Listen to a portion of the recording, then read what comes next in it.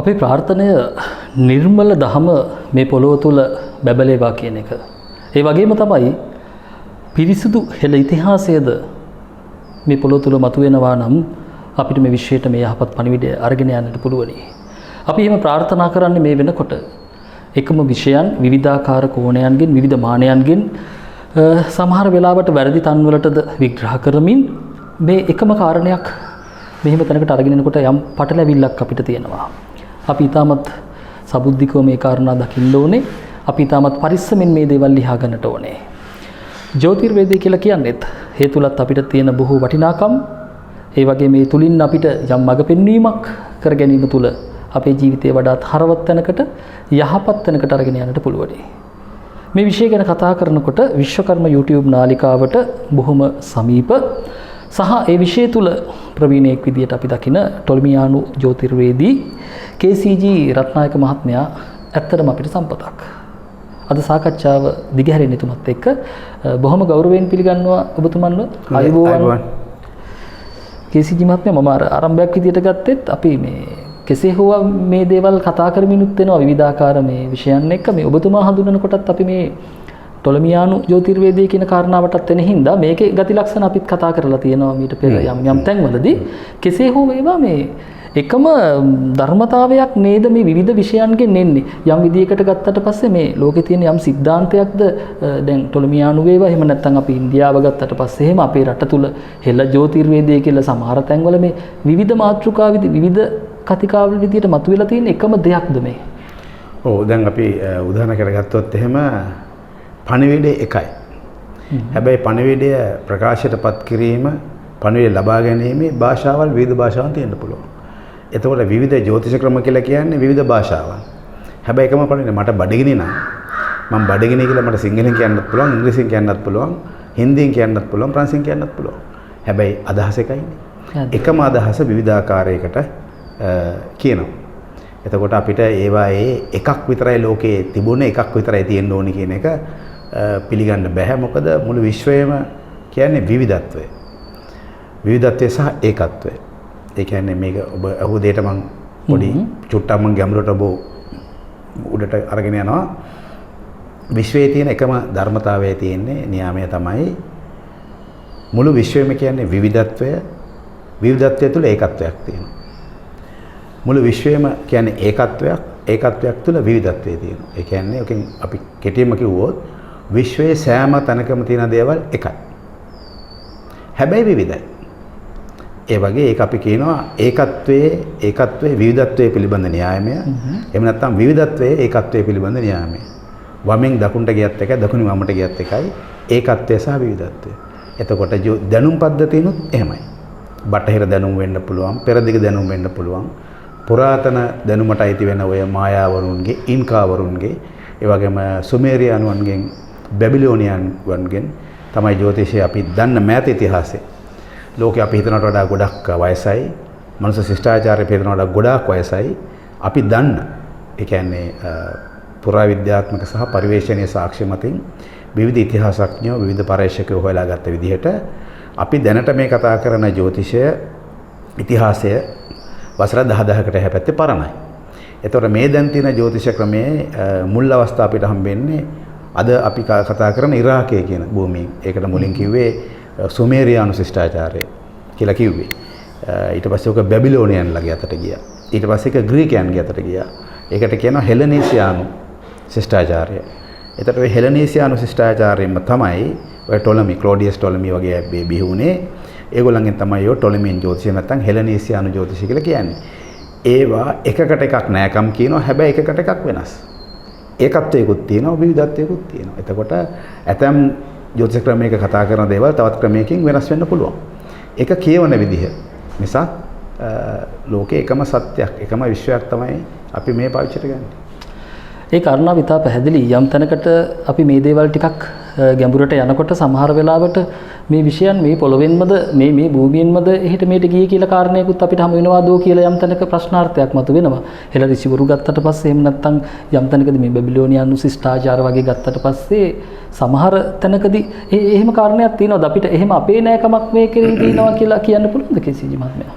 දැන් ඕකේ එක තැනක තියෙන පොඩ පරිසම් වෙන්න ඕන මාතෘකාවක් ඕක. මොකද දැන් විවිධ මත තියෙනවා මේකට. ලෝකයේ දැන් ඕක ගොඩක් දුරට මම මේ අපහාසයකට කියනවා නෙමෙයි. ඔය හින්දුත්වය කියන එක ගත්තාම හින්දු මානසිකත්වයට ගියාම ලෝකයේ තියෙන ඕනෑම දෙයක් ඒගොල්ලෝ ඒ තමන්ගේ ආගමික විශ්වාසය තුළ ඇදලා ගන්නවා.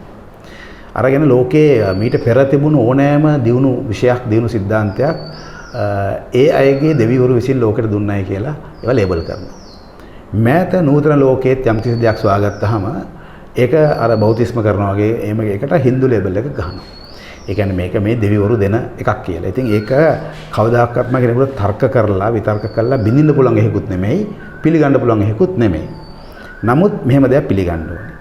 ඒකත්වය සහ විවිධත්වයේ න්‍යාමයේ පිළිගන්නවා නම් ලෝකයේ එකම තැනකින් හැමදේම බිහුණයි කියන එක පිළිගන්න බෑ. ඒක කොහොමද පිළිගන්න බෑ. එහෙමනම් මෙතෙක් විවිධත්වයන්, මෙතෙක් විවිධ දැනුම් පද්ධතීන්, මෙතෙක් විවිධ භාෂාවන්, මෙතෙක් විවිධ ජන වර්ග, විවිධ සංස්කෘති බිහි වෙන්න විදිහක් නැහැ. ඒක සිද්ධාන්තයක් හැටියටම, න්‍යාමයක් හැටියටම බොරුනේ. වෙන්න බෑ. ඒකින්ද දැන් අපි උදාහරණයකට ගත්තොත් මම කියන අපි ඇත්තටම අපේ දේ මොකක්ද, අනුන්ගේ දේ මොකක්ද කියලා ભેද කිරීමේ පටු තැනක මම නැහැ. ඊට අපේ තේරුමක් නැති තර්කයක්. මම ඉන්නේ ප්‍රායෝගික හරි දේ මොකක්ද? ඒක අපේ දේ. ප්‍රායෝගික නොවන සාවද්‍ය දේ මොකක්ද? ඒක අපේ නෙමෙයි. කියන ඔය බෙදීම විතරයි මට තියෙන්නේ. මගේ ළඟ තියෙන ඒ ෆිල්ටර් එක හරිම සරල ෆිල්ටර් එකක්. යමක් ප්‍රායෝගිකද, ශාස්ත්‍රානුකූලද, විධික්‍රමයට එකඟද අපේ. අපි කියන්නේ අපි ඒක පාවිච්චි කරන්න ඕනේ. යම් දෙයක් ශාස්ත්‍ර විරෝධීද, ප්‍රායෝගික නැද්ද, සාවද්‍යද, මිත්‍යාවට බරද, ඒක අපි වැරඳගත යුතු නැහැ. එතකොට ඒ උදාහරණයක් මම මේ වෙන පැත්තකට යන්නේ. දැන් ඔය නොයිකුත් කුළුබඩු වර්ග තියෙනවානේ. කුළුබඩු වර්ග ඉතිහාස ලෝක ශිෂ්ටාචාරය වෙනස් කරපු විශේෂ යුද්ධ වලට පෙළඹපු මුළු ලෝකයේම ශිෂ්ටාචාරය වෙනස් කරන්න මූලික වෙච්ච කුළුබඩු කීපයක් තියෙනවා. ඒ ඇතැම් කුළුබඩු අපි දැකලා තියෙනවා. දැන් මේ ජනමාධ්‍ය වලින් සමහරු කියනවා මේ අපේ දේ තමයි මේ අර කට්ටිය අරගෙන ගිහලා පාවිච්චි කරන්නේ කියලා. හැබැයි ඇත්තටම ගත්තොත් මේ කුළුබඩු එකක් ආයි සමහරක් ඒවා ලංකාවේ දෙනව නෙවෙයි. ඒවා යුරෝපෙන් ඒ වගේ මැද පෙර දෙකෙන් වගේ ආපු දේවල්. ඒ තිඹිරි ගෙවල් එහෙ. හැබැයි මෙහි ඖෂධ වට්ටෝරු වල ඒවා තියෙනවා. හරි. එතකොට අපි දෙයක් පාවිච්චි කිරීමෙන් අපේ වට්ටෝරු වල ඒවා තිබුණ පමණින් අපේ වෙන්නේ නැහැ. හරි. එතකොට අපේ මේ පොළොවට අපේ දැනුම් පද්ධතියට ආවේනික දෙයක් බටහිර වෛද්‍ය ක්‍රමයක පාවිච්චි කරයි කියලා ඒක බටහිර වෙන්නේ නැහැ. ඔහොම බෙදන්න හොඳ නැහැ. එතකොට අපි ලොකු මිත්‍යාවකට යනවා. එතකොට අපි තුල මමංකාරයක් හට ගන්නවා. අපි ඔක්කොම අපේ දැනුම අපේ ඕන දෙයක් කරොත් කියන ඕක අපේ කට්ටිය දැනගෙන හිටියා. දැන් එහෙම එකක් තියෙනවානේ. දැන් ලෝකේ ඕනම ආගමක් පහළ වුණොත් ඒක ඔය Hindu චින්තනයෙන් ගත්තොත් ඒක ඒගොල්ලන්ගේ අවතාරයක්. දැන් බුදුන් වහන්සේ සම්පූර්ණම බමුණු දහම මේ කුඩුපට්ටම් කරපු විනාශ කරලා ඒකේ සම්පූර්ණ මේක අසාර භාවය ප්‍රත්‍යක්ෂ වශයෙන් පෙන්නපු මහා දැවැන්ත අපිට සම වූ ශාස්ත්‍රවරේ. උන්වහන්සේවත් අරගන්නවා ඒකට අර පරණ Hindu ක්‍රම ඇතුලින් ඒක එනවා කියලා. මොන තරම් බොරුවක්ද මේ කරන්නේ? ඒ වගේ තමයි දැනුම් පද්ධතියනොත් තමන්ගේ පැත්තට ගන්නවා. එක දෙයක් තමයි අද කාලේ ඉංග්‍රීසි භාෂාව දේවත්වයෙන් සැලකනවා. ඉංග්‍රීසියෙන් ලියන පොත්, ඉංග්‍රීසි කතා කරන ඒවා ජාත්‍යන්තර භාෂාවක් ඉතින්. නමුත් ඒ වගේ ලෝකයේ තියෙන විවිධ දැනුම් පද්ධති, දැනුම් දේවල් අද ඉංග්‍රීසි භාෂාවට පරිවර්තන වෙනවා. ඒක ලෝක භාෂාවක් හැටියට. ඒ එක්තරා කාලයක මේ සංස්කෘත භාෂාව ඒ වගේ විද්වතුන්ගේ භාෂාවක්, ප්‍රභු භාෂාවක් බවට පත් වුණා. සංස්කෘත කියන්නේ අතරම හදපු භාෂාවක්. ඒ භාෂාවට මේ කියන්නේ මේ නාගර අක්ෂර තියෙන්නේ. ඒක මෑත කාලේ හදපු, පසුව කාලේ හදපු ලෝක භාෂා ඉතිහාසය අනුව පස්සේ කාලේ හදපු භාෂාවක්. ඒ දේවනාගරි අක්ෂර තමයි Hindu භාෂාවට පාවිච්චි කරන්නේ. තවත් අය පාවිච්චි කරනවා. එතකොට ඒ වයින් ලෝකෙ තිබ්බ විවිධ දැනුම් පද්ධතීන් සංස්කෘත භාෂාවට පරිවර්තනය කරලා ලිව්වා. එහෙම ලිව්වහම ඒවා Hinduද? ඉන්දියාවේද? හරි. දැන් ලංකාවෙන් ගිය දැනුමක් සංස්කෘත භාෂාවෙන් පොතක ලිව්වහම සංස්කෘත භාෂාවේ හැදුවේ ඉන්දියාවේද? වෙන්න බෑ. ඒ කියන්නේ ලංකාවේ උගතුන් පවා සංස්කෘත භාෂාවෙන් තමයි ඒ කාලේ ප්‍රභු කාලේ සංස්කෘත කවි ලිව්වේ. බෙහෙත් වර්ග ලිව්වේ. ඒ වගේම ජ්‍යොතිෂ කටයුතු ලිව්වේ. දැන් අපේ තියෙන ওই දව්‍යඥ කාමදේනුව ඒ කෘතිය මේ උනත් ඒ වගේ විපරීත වලට ලක් වුණා. ඉතින් ඒ විච දේ තේරුම් ගන්න ඕනේ. යම්කිසි භාෂාවකින් එක තිබ්බයි කියලා අපි හිතනවා නම් ඒ පැරණි තර්කයට එහෙමනම් එංගලන්තයට තමයි මේ ලෝකයේ අද තියෙන සියලුම දැනුම් පද්ධතිය නැයිති. මොකද ඉංග්‍රීසි භාෂාවෙන්නේ. අයිති වෙන්නේ. ඒක එහෙම නෙමෙයි නේද? ඒක එහෙම නෙමෙයි. අද යුදෙව්වෙක් හොයාගත්තත්, පෝලන්ත ජාතිකෙක් හොයාගත්තත්, සිංහල මිනිස්සෙක් හොයාගත්තත් දැනුම ග්‍රන්ථාරූඪ කෙරෙන භාෂාව එකක්. දැනුම හටගන්න තැන තව එකක්. ඉතින් ඔය අලා මුලාවෙන් අපි මෙදෙන්න ඕනේ. අනික තමයි මේ පටු ගෝත්‍රවාදයට, වර්ගවාදයට. දැනුමට ජාතියක් නැහැ. දැනුමට වර්ගයක් නැහැ. දැනුමට දේශයක් නැහැ. එහෙම කිසිම දැනුමක් අමිශ්‍ර නැහැ. රත්තරන්වත් අමිශ්‍ර නැහැනේ. හැම දැනුමක්ම තවත් දැනුම් පද්ධතියකින් ආభాෂය ලැබලා තියෙනවා. දැන් ඔය ඔබ අහුවෝ හෙලනීසියානු කතන්දරේ සමානකම් තියෙනවා. අපේ පැරණිම වාස්තු මේ නිර්මාණ ගත්තාම ඒ ග්‍රීසිය පාවිච්චි කරපු දැන් අපි කතා කරන්නේ ওই පයිතග්‍රස් ප්‍රමේය එහෙම ඒවා පාවිච්චි කරලා තියෙනවා මෙහි තියෙන පැරණි ස්තූප දාගැබ්බේම හදන්න. ඉතින් අපි දැන් තර්ක කළොත් එහෙම මෙහෙන් තමයි එහෙට ගියේ එහෙන් මෙහෙට ආවයි කියලා ඔක තේරුමක් නැති වැඩක්.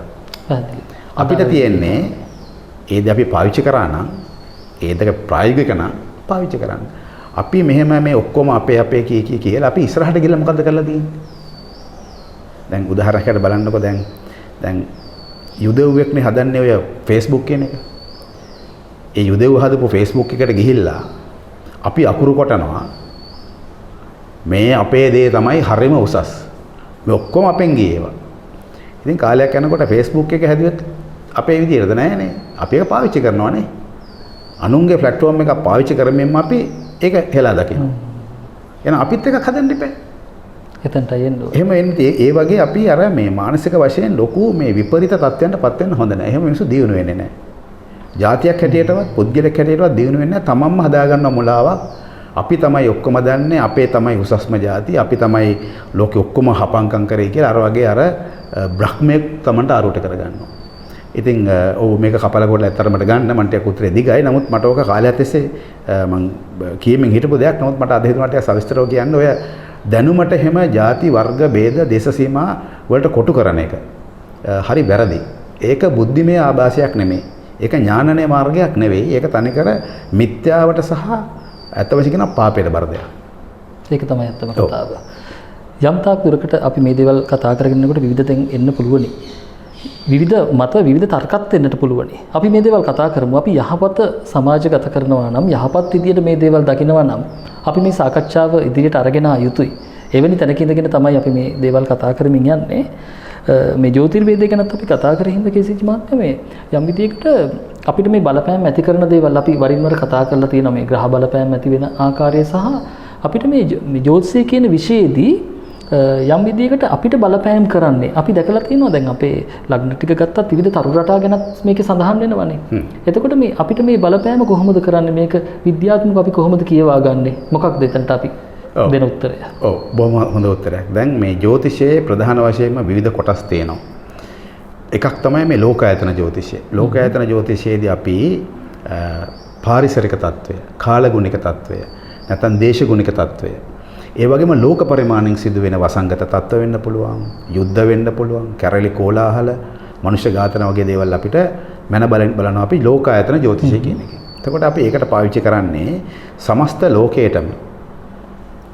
ලෝකයටම ඇතිවන සිදුවීම් කල්තබා කියන්න පුළුවන් විදිහේ පූර්ව නිමිති සපන සංඥාවන් හැටියට අපි අහසේ ඇතිවෙන ග්‍රහ රටාවල් පාවිච්චිට ගන්නවා. ඒ පාවිච්චිට ගැනීමේ ක්‍රම තියෙනවා තුනක්.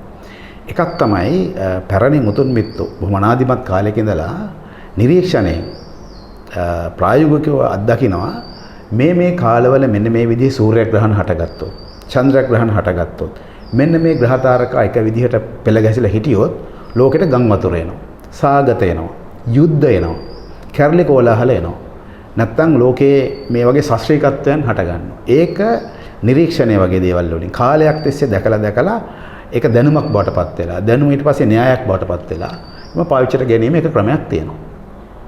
අනිකුත් ක්‍රමය තමයි පෙර සිදු වෙච්ච දෙයක් අරගෙන ඒක අපි මේ ප්‍රොජෙක්ට් කරනවා නැත්නම් අපි ප්‍රක්ෂේපණය කරනවා වර්තමාන මොහොතට. වර්තමාන මොහොතේත් අපි එවැනි ග්‍රහ රටාවක් දැක්කොත් අපි බලනවා අතීතයේ මෙවැනි ග්‍රහ රටාවක් තිබ්බම මොනවද වෙලා තියෙන්නේ? එකක් විතරක් බලලා බෑ. කීපයක් බලන්න ඕනේ.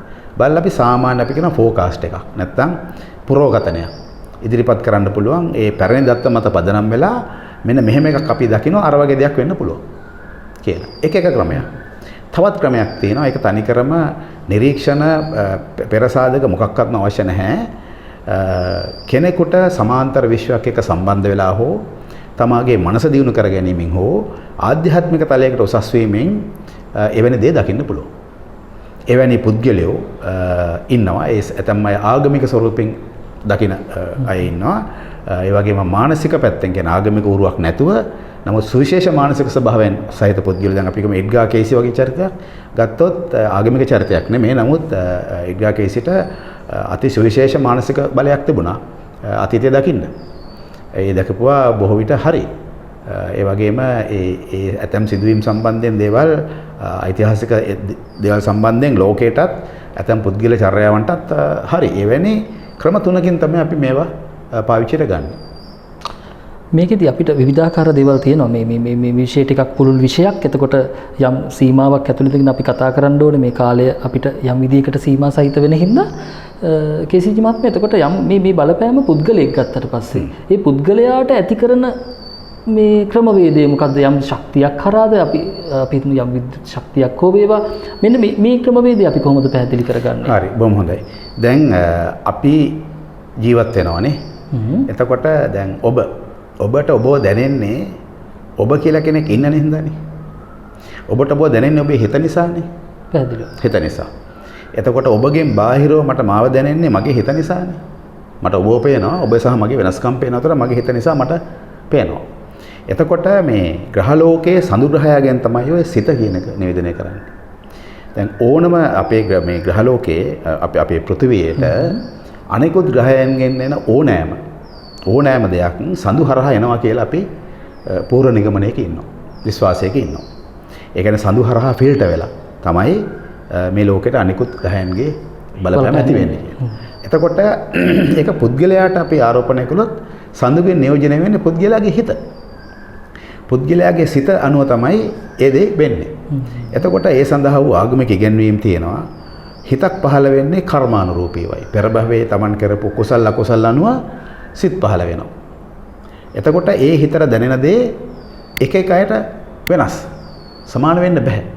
ඔබ මගෙන් බාහිර කෙනෙක්ට දකිනා වගේම ඔබට දැනෙන අත්දැකීමට පරිබාහිර දෙයක් තමයි මගේ හිතට දැනෙන්නේ. මගේ අතීත කුසල අකුසල ක්‍රමයේ මත මගේ හිත සකස් වූ ආකාරය. එතකොට ඕක තමයි කියන්නේ දැන් අර හිත නැති කරගත්තොත් අපිට ඒක දැනෙන්නේ නැහනේ. දැන් අපි ඕක බලන්නකො මේ විශ්වයේ අපි ජීවත් වෙනවා කියලා අපිට දැනෙන්නේ කොහොමද? ඒකට තියෙන්නේ පහයි. රූප, ශබ්ද, ගන්ධ, රස, ස්පර්ශ. එතකොට ඔය පහ නැත්තම් පුද්ගලයෙක් භෞතිකව ජීවත් වෙනවා කියලා හැඟීමක් නැහැ. එතකොට ඔය කියන පහම තියෙන්නේ පුද්ගලකයට ගත්තොත් අපේ මේ උරහිස් දෙකයි හිස මුදුනේ අතරට අපි එකතු කරලා ත්‍රිකෝණයක් ඇඳුවා. ওই ත්‍රිකෝණය ඇතුලේ තමයි ওই පැවැත්ම තියෙන්නේ. ඇයි? අපි සාමාන්‍ය සරල අර්ථයෙන් ගත්තොත් අපේ ඇස් දෙක තියෙන ත්‍රිකෝණය ඇතුලේ නේද? කන් දෙක තියෙන ත්‍රිකෝණය ඇතුලේ නේද? රස දිව තියෙන ඔතනමනේ අපි රස බලන. ගන්ධ සුවඳ දැනෙන නාසය තියෙනෙත් ඔතනමනේ. නේද? ස්පර්ශේන්ද්‍රය තියෙනෙත් ඔතනමනේ. මේ සාමාන්‍යයෙන් අපි ගන්න දැනුම මොළයට ගිහිල්ලා ඒක අපිට විනිශ්චය කරලා දෙන්න තැනක් තියෙන ඔතනමනේ. ඒතර බ්‍රහ්ම රන්ද්‍රය කියලා තමයි හිස මුදුනේ තියෙන්නේ. ওই ස්ථානයයි උරස් දෙක අතර තියෙන ට්‍රයැන්ගල් එකට ටොලෙමෑන් ජෝසෙ කියනවා සුපර් ට්‍රයැන්ගල් කියලා. ඒ කියන්නේ එතනින් තමයි අපි මේ විශ්වයට සම්බන්ධ වෙන ස්ථානය. එතකොට මේ ස්ථානයෙන් ඇති වෙන දේවල් අපේ හිතකට දැනෙනවනේ. සුවයක් දැනෙනවා. ඇතැම් විට අපහසුවක් දැනෙනවා. ඇතැම් විට දුකක්, ඇතැම් විට ප්‍රීතියක්. එතකොට නමුත් එන ශක්තිය එකයි. ගන්න හැටියට තමයි වෙනස් වෙන්නේ. එතකොට හැමෝටම එකම ආකාරයකට ගන්න බෑ.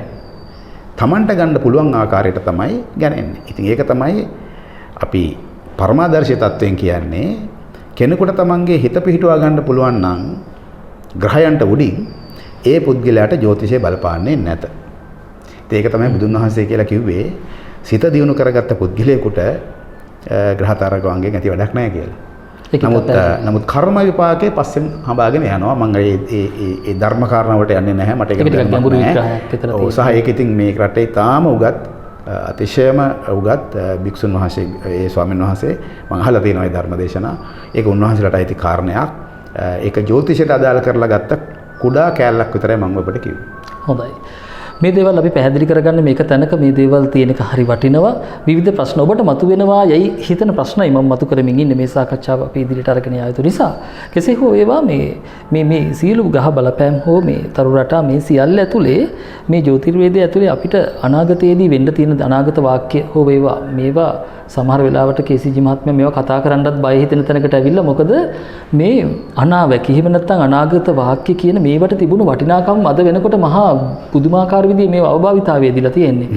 යම් කිසි විදිහකට මේ යම් තොරතුරු වෙන විවිධාකාර වෙනත් අපි හිතමු අදෘශ්‍යමාන බලවේග කියමු විවිධය හරහා එන මේ සියල්ල සමාජගත කරපු එක ඇතුලේ මේවට තිබුණ එක වටිනාකම අයින් වෙලා ගිහිල්ලා අපිට මේක මේ කොතනින්ද පටන් ගන්න කියන තැනත් මට ප්‍රශ්නයක් මේ අපිට මේ හෙට දවසේ වෙන්න තියෙන දේවල් ටික මේකට කොහොමද අපි මේ යම් ප්‍රවේශයක් ගන්නෙ? ඔව් ඒකත් මට මේ මම ඔබට කාලේ තියෙනවද කියලා ඔය හොඳ ප්‍රශ්න අහන්නේ ඔබ ඇත්තටම ඔය අහන දේවල් වලට නෝ පොත් ලියන්න වටිනවා.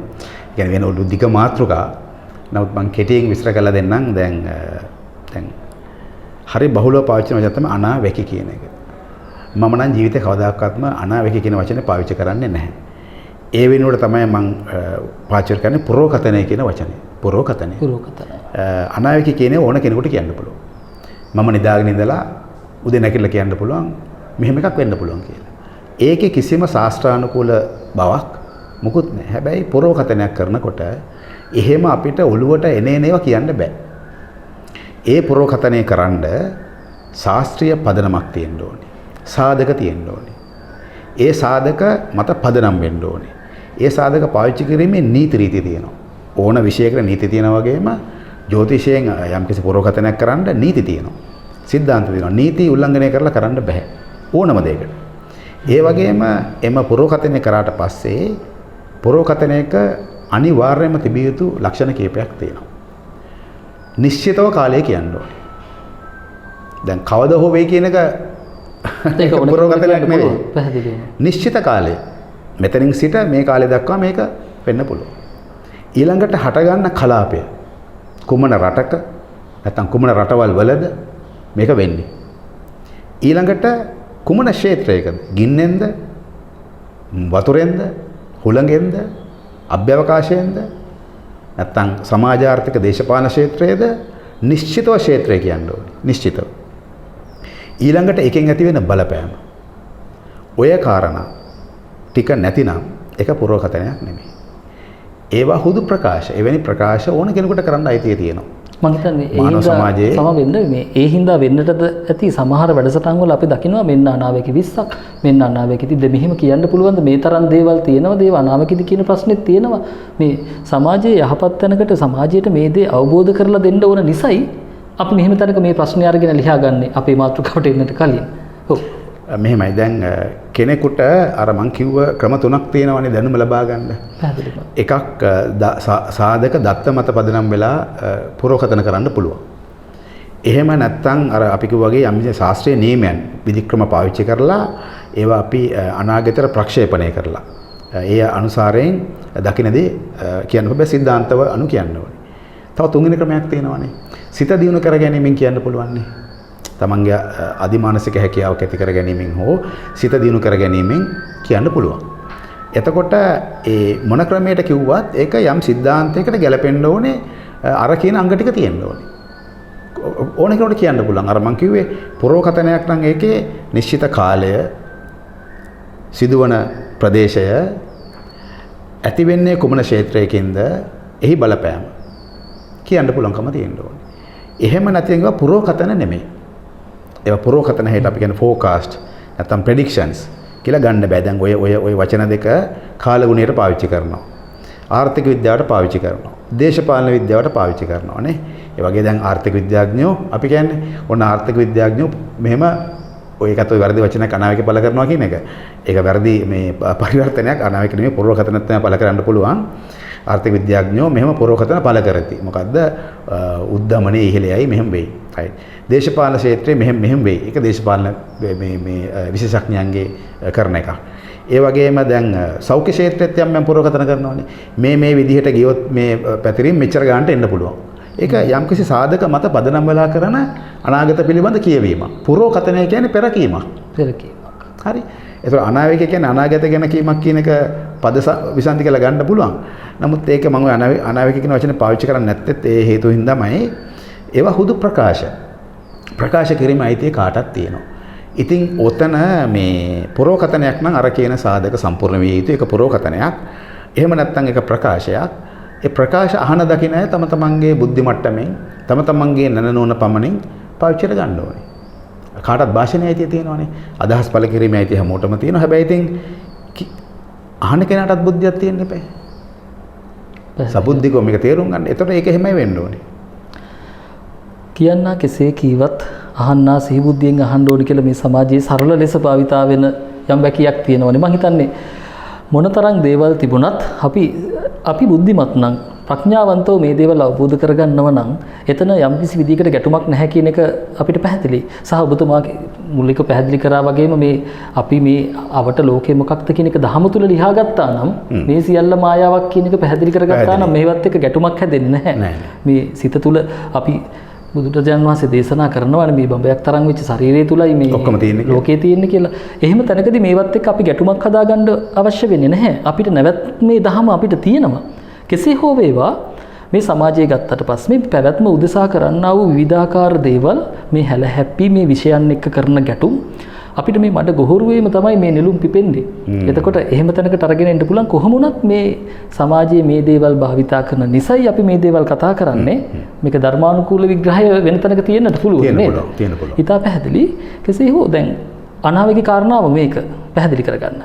එතකොට අපිට දැනගන්නට අවශ්‍ය වෙන්නේ ඒවා එසේ තිබියදී ඔබතුමන්ට දැනෙන විදිහට මේ හෙට දවස මොන වගේ වේවිද මේ විශ්වයට මේ පෘථිවි තලයට මොන වගේ තත්ත්වයක් උද්ගත වේවිද මේ යන දේවල් ටිකත් ගත්තට පස්සේ. ඔව් දැන් මේ අපි මේ ගත කරන්නේ පහුගිය 2021 අප්‍රේල් මාසයේ 6 වෙනිදා ඉඳලා 2021 මේ අවුරුද්දේ නොවැම්බර් මාසයේ 21 දක්වා අපි ගත කරන්නේ සංක්‍රමණීය කාලයක්. අලුත් යුගයක් සඳහා පෙළ ගැසෙන කාලයක්. එතකොට මම මේක මීට පෙරත් කියලා තියෙනවා. මොකද මේකේ ටිකක් දිග පූර්විකාවක් තියෙනවා. මේක මම වරින් වර කියලා තියෙන මම ඒක කියන්නේ නැහැ. ඔබේ වටිනා කාලේ නාස්ති කරන්න. නමුත් මම ඒක පොයින්ට් ෆෝම් එකකින් කියන්නම්. 2017 සිට පෙර පැවති ලෝකය මැරෙන්න පටන් ගත්තා. 2017ට පෙර පැවති ලෝකය මැරෙන්න, අභාප්‍රාප්ත වෙන්න, ඒකේ තිබුණු පිළිවෙල කඩා වැටෙන්න, ඒවැ තිබුණු සිස්ටම්ස් කඩා වැටෙන්න පටන් ගත්තා. 2017 අප්‍රේල් මාසයේ 8 තමයි ඔක පටන් ගත්තේ. ඒ වුණේ අවුරුදු 84කට පස්සේ යුරේනස් ග්‍රහය මේෂ රාශියේ ක්‍රියාත්මක වෙන විට ලෝකයේ තියෙන යුග වෙනස් කරනවා. දැන් ওই පළවෙනි ලෝක යුද්ධය, දෙවෙනි ලෝක යුද්ධය, ඒ වගේම රුසියාව, ප්‍රංශය, එවැනි රටවල් හටගත්තා වූ මහා විප්ලව, ඒ වගේම ඔය යුරේනියම් වගේ මූලද්‍රව්‍යයක් හොයාගෙන නැති කරගත්තා වූ න්‍යාස්ටික පිබිදීම්, ඔය සියල්ලම යුරේනස් ග්‍රහයන් විසින් නිවේදනය කරන දේවල්. යුරේනස් හින්දා හටගත්තා නෙමෙයි. ඒ යුගය අපි නම් කරන්නේ යුරේනස්ගේ යුගය. මොකද ඒ කාලේ තමයි ලෝකයේ අලුත් ඔය බල ශක්තිය විශේෂයෙන්ම දැන් ඔය අපි පාවිච්චි කරන පොසිල ඉන්ධන උනත් වැඩිපුරම පාවිච්චි වෙන්න පටන් ගත්තේ ඒ යුරේනස්ගේ මීට පෙර තිබ්බ අවුරුදු 84 දී. එතකොට යුරේනස්ගේ අලුත් අවුරුදු 84 දී පොසිල ඉන්ධන තියෙන්න විදිහක් නැහැ. 2017 සිට අවුරුදු 84ක් ඉස්සරහට අපි ප්‍රක්ෂේපණය කළොත් පොසිල ඉන්ධන අභාවයටපත් විය යුතුයි. පොසිල ඉන්ධන මත පදනම් වුණ ශිෂ්ටාචාරය, ඒ නිෂ්පාදන ක්‍රමය කඩා වැටෙන්න ඕනේ. කඩා වැටුනේ නැත්නම් වෙන්නේ නැහනේ. ඒක වෙනවා. ඒ වගේම ඒ ආර්ථිකය මත හැදිච්ච ලෝකයක් තියෙනවා. ලෝකේ බලතුලනයක් තියෙනවා. කඩා වැටෙන්න ඕනේ. කඩා වැටෙනවා. එතකොට ඒ යුගයේ හිටපු බලවතුන් අභාප්‍රාප්ත වෙන්න ඕනේ. දුබල වෙන්න ඕනේ. අලුත් බලවතුන් බිහි වෙන්න ඕනේ. බිහි වෙනවා. ඒ කාලවල තිබ්බ වෛද්‍ය ක්‍රම, ඒ කාලවල තිබුණු සංගීතය, සාහිත්‍ය කලාව කඩා වැටෙන්න ඕනේ. කඩා වැටෙනවා. අලුත් දේ එන්න නම්. ඉතින් යුරේනස්ගේ අලුත් අවුරුදු 84 දී අපි මේ ඉන්නේ පැරණි ලෝකය, පැරණි ආකල්ප, පැරණි බලතුලනයන් එකක් නෑර එක අංශුවක් ඉතුරු නොවෙන්න සියලු දේම අභාප්‍රාප්ත වෙන විනාශයෙන් විනාශයට ගිහිල්ලා අලුත් දේ හැදෙන යුගයක ඉන්නේ. එතකොට 2024 වෙනකම්ම විනාශ වීම කියන එක දැන් ලෝකයේ තියෙනවා චක්‍ර දෙකක්. එකකට කියනවා ජනක චක්‍රය කියලා. ජනක චක්‍රයෙන් තමයි අලුත් දේ උත්පාදනය කරන්නේ. නාශක චක්‍රය කරන්නේ ඒ ටික විනාශ කරනවා. ওই චක්‍ර දෙකම තියෙන්න ඕනේ හරියට. එහෙම නේද? ජනක චක්‍රය උත්පාදනය කරගෙන ගියොත් ලෝකෙට පැවැත්මක් නැහැ.